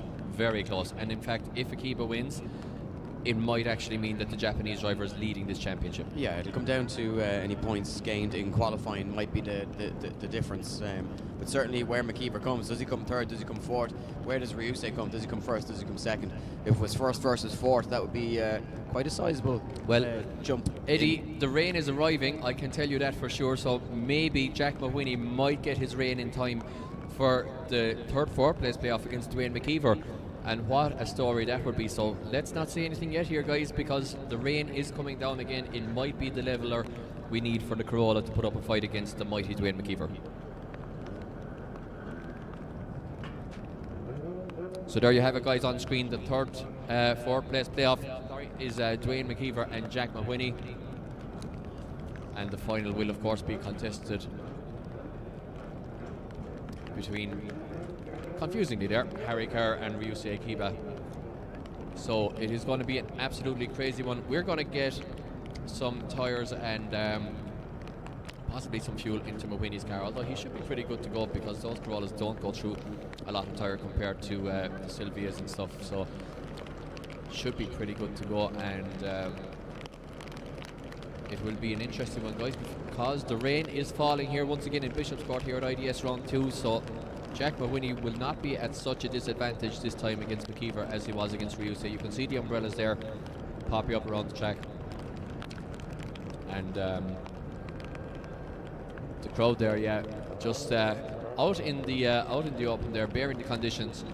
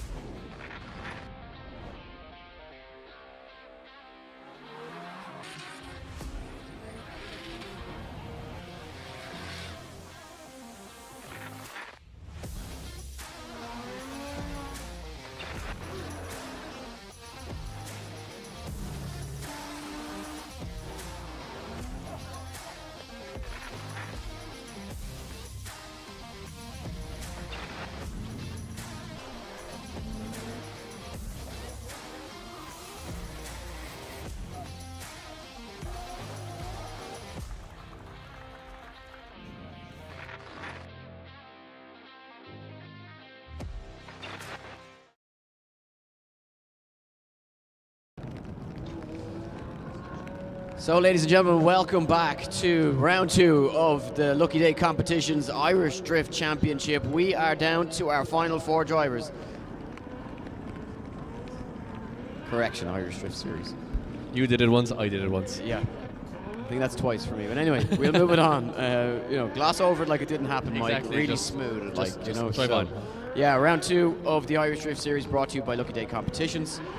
In the battle for the 3rd and 4th place playoff, it will be Dwayne McKver to take on Jack Mlvine, who was on a wing and a prayer, praying for rain. It finally came, but it was just too late for a real shot at taking it to the final, taken down by Ryus Akiba, who'll be going up against Harry Kerr in our final battle of the day. We do know that we will have 2 different winners for the 2 different rounds of the Irish Drift Series this year. But will it be Ryus Akiba after back-to-back finals, or will it be Harry Kerr as he looks to reignite his charge on a first ever Irish championship? Well, we've got one battle to go through before we get there, and it will be Dwayne McKver to take on Jack Mlvine. Jack Mlvine in a borrowed 20 valve Corolla, if you're just joining us. McKver in the borrowed S15 from Strom Wheels. What a story it would be for Jack Mlvine to take a podium against Dwayne McKver in a borrowed 20 valve Corolla, but McKver has slightly more pace, seemed to find some kind of traction there in the Sylvia and gets away a little bit from Mlvine. Now Mlvine's still in the fight here, but he is a little bit on the inside of the track there, Eddie, and it might just be hurting his score a little bit as the judges keep an eye on this one. Yeah, look, I mean, we spoke about the drive that Mlvine was able to take down, and despite giving it a good go, McKver is a different kettle of fish. He's not your average bear, and he's smarter than your average bear. He certainly is. Just like Yogi Bear.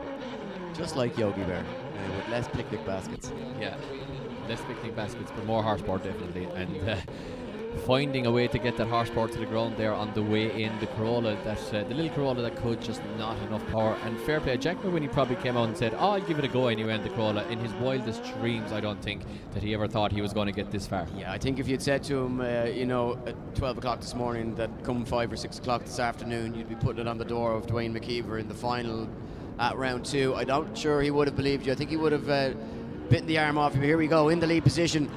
Can McKver get caught behind that trusty little Corolla of Mlvine?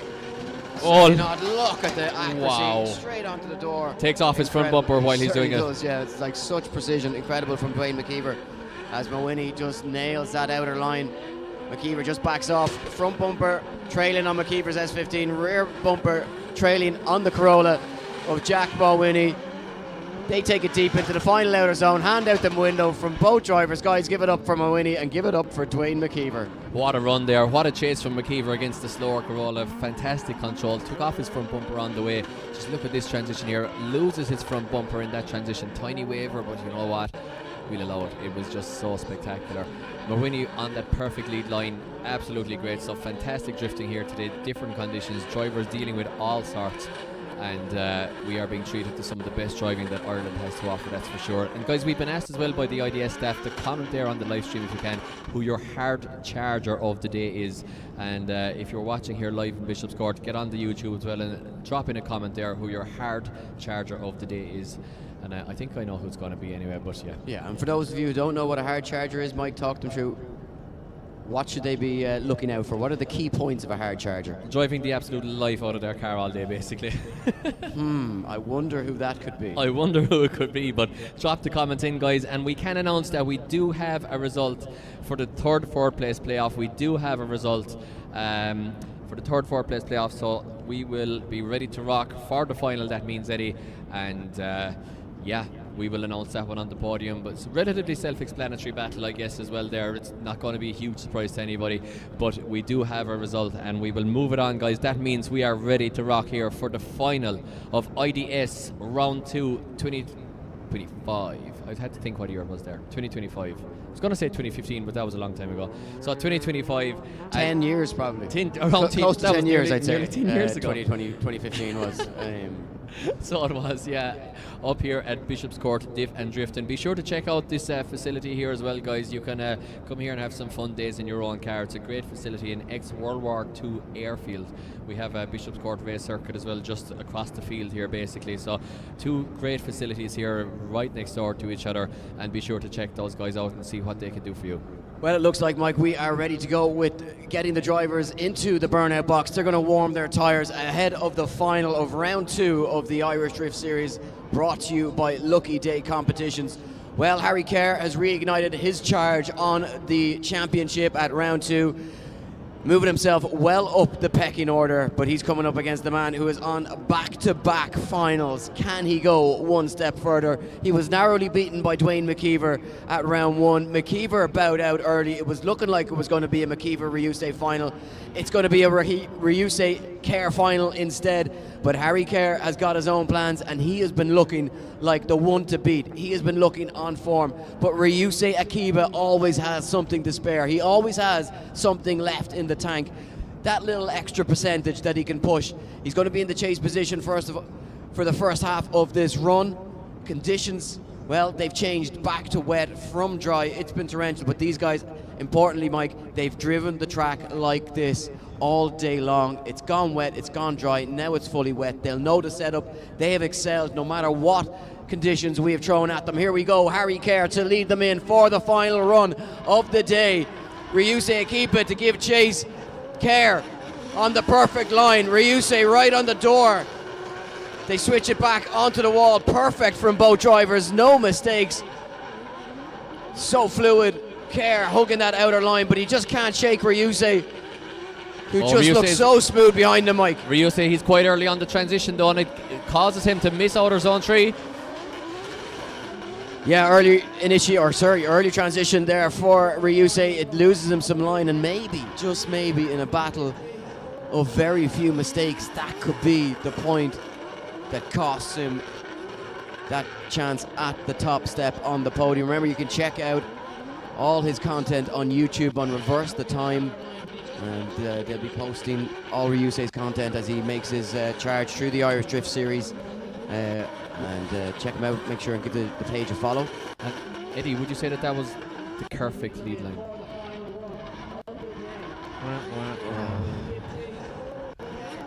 Let's move on. Way to drop the tone, Mike. Let's move on. I think it was the perfect lead line though from Harry Kerr. Ryus doing everything right up to that point. He certainly wasn't being careful anyway. He wasn't being careful.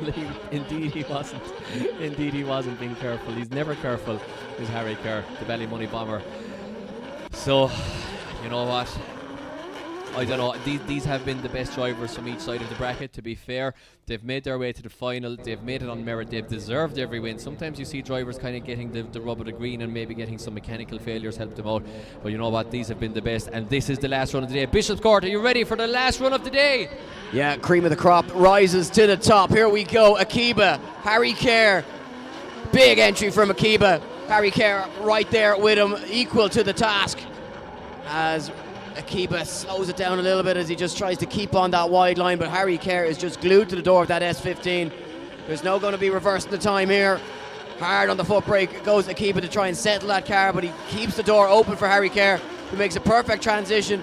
Wide line from Akiba, on the door goes Harry Kerr as they cross the line. Our final run of the day is in the books, but the question is, Mike, is there enough to separate them? Is there enough to find a winner? Who's going to take top step on the podium? Ladies and gentlemen, hit them with a wall of sound. Give it up for Harry Kerr and Ryus Akiba, our 2 finalists. Mike, neither one of these deserve to go home without that champagne and without that title of the King of Bishopscourt in 2025. King of the Court, exactly. Who will be crowned King of the Court? And you know what?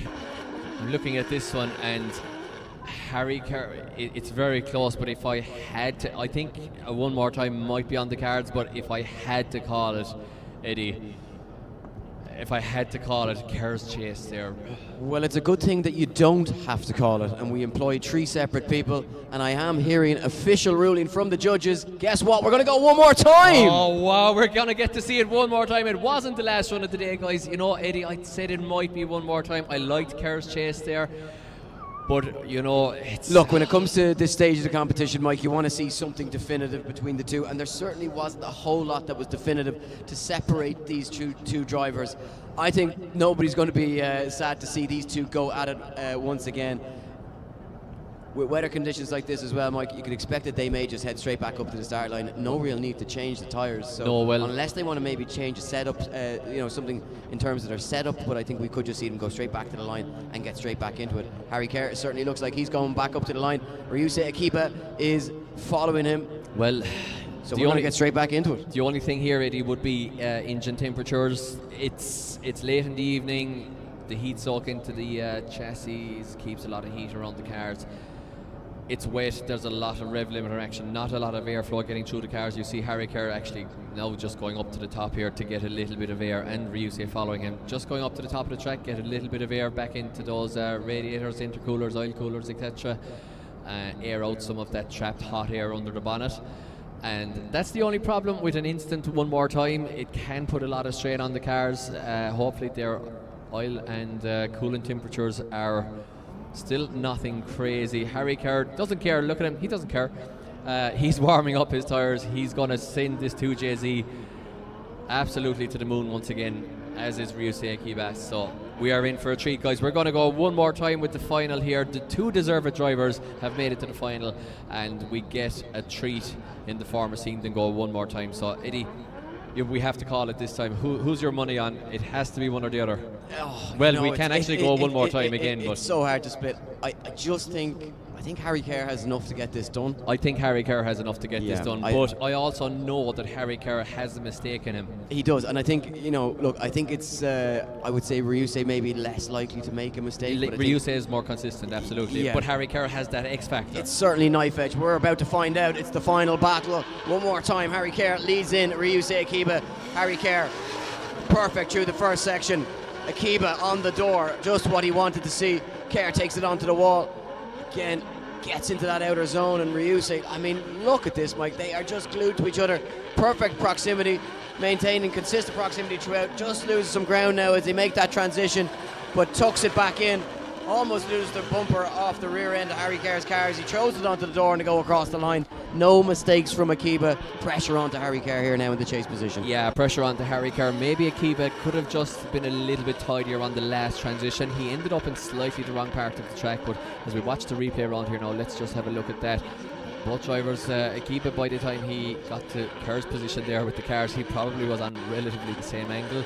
Maybe a tiny bit less angle than Kerr, but watch this here now from Akiba. He just seems to not quite get the car to bounce through the transition as Kerr can do.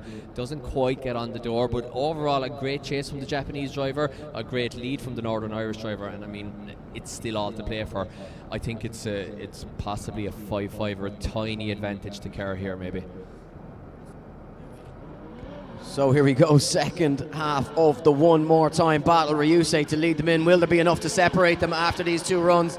We're about to find out as Ryus throws it in hard and fast.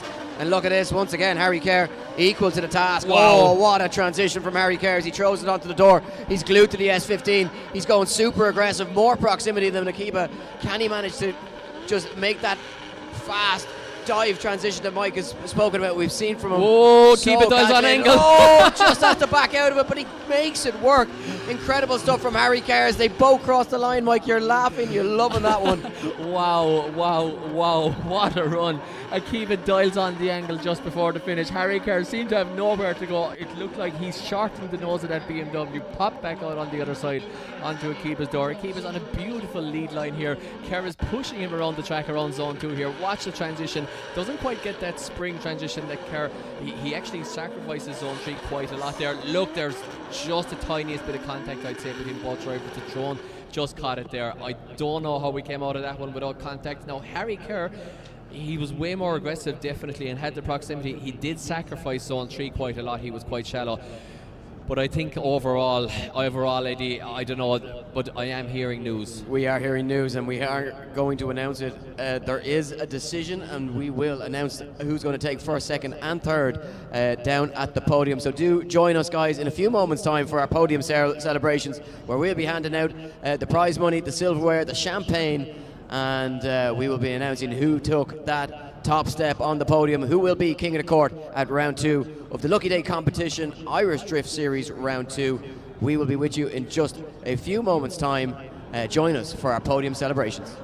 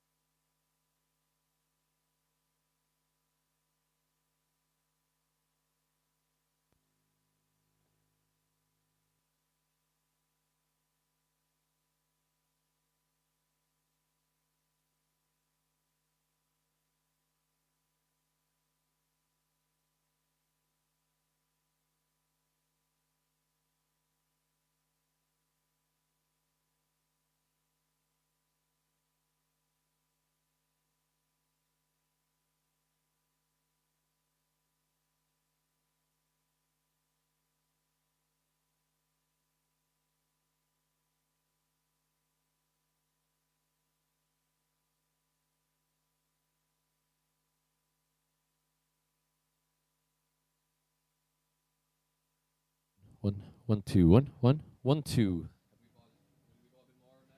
1, 2. 1, 1, 2. 1, 1, 1, 2, 1.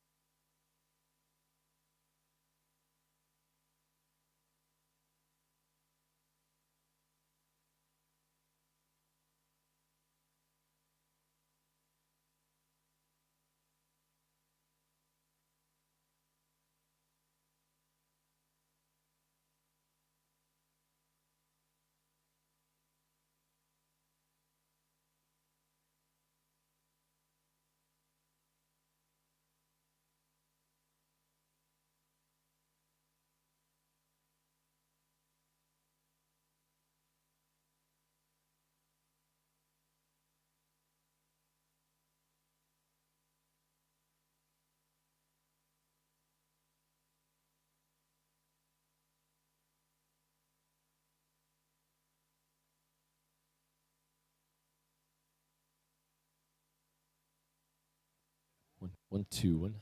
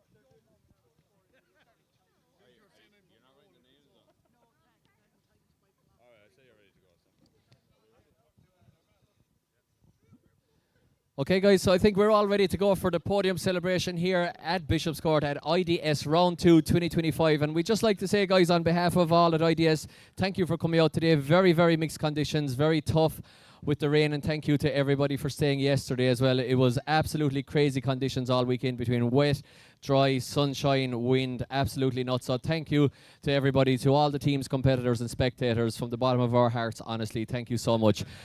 Turned into a fantastic competition in the end, especially from the top 16 down, guys. Absolutely crazy. And it is one that we're going to remember for quite a while, and we're well and truly on the way in the championship in 2025.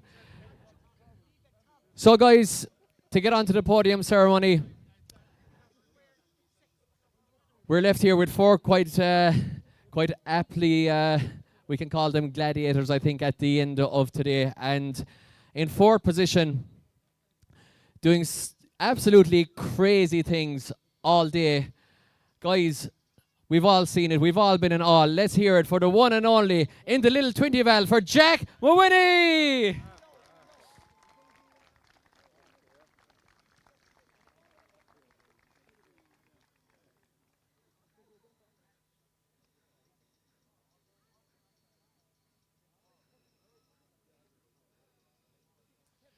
And we can announce as well, guys, we have a new award here on IDS as voted for by the live stream audience online with comments on the YouTube. And taking the Hard Charger Award also today, guys, very deservedly. Once again, let's hear it for your Hard Charger. At round 2, it's Jack Mlvine.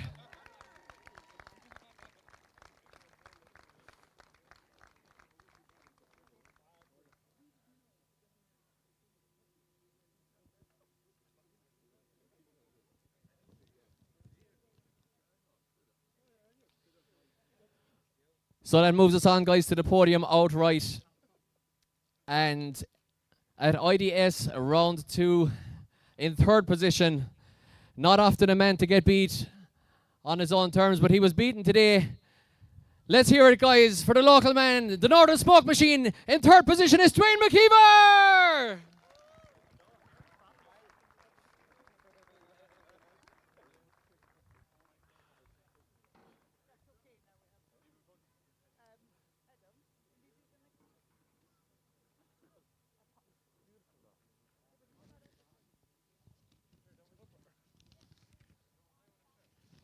Just double checking my results there. So, guys, moving it on to the all important ones. We had a crazy one more time battle in the final.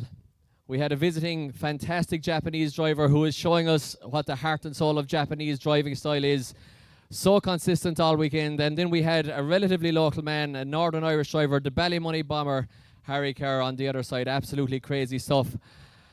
A fantastic final, guys. But I can announce in second position, once again, all the way from Japan, it's Ryus Akiba!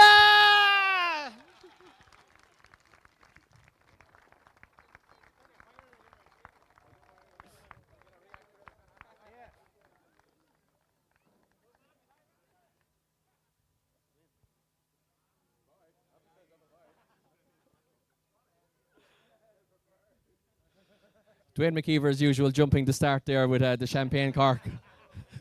And Ryus doing the same. So we better get this over with because the other two champagne bottles are absolutely already ready to go. Guys, your winner of IDS Round 2 2025, it's the Ballymoney bomber. It's Harry Kerr!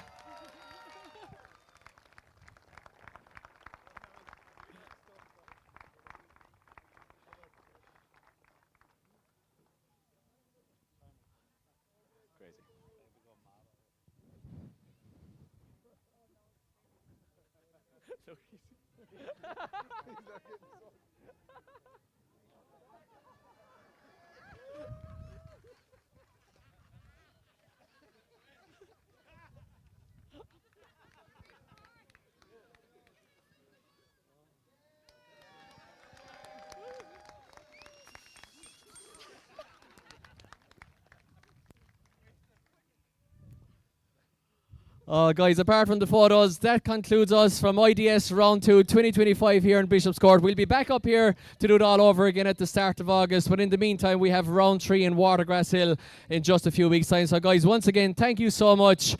Fantastic event, and we will see you at the next one. From all of us at IDS, over and out. Thank you.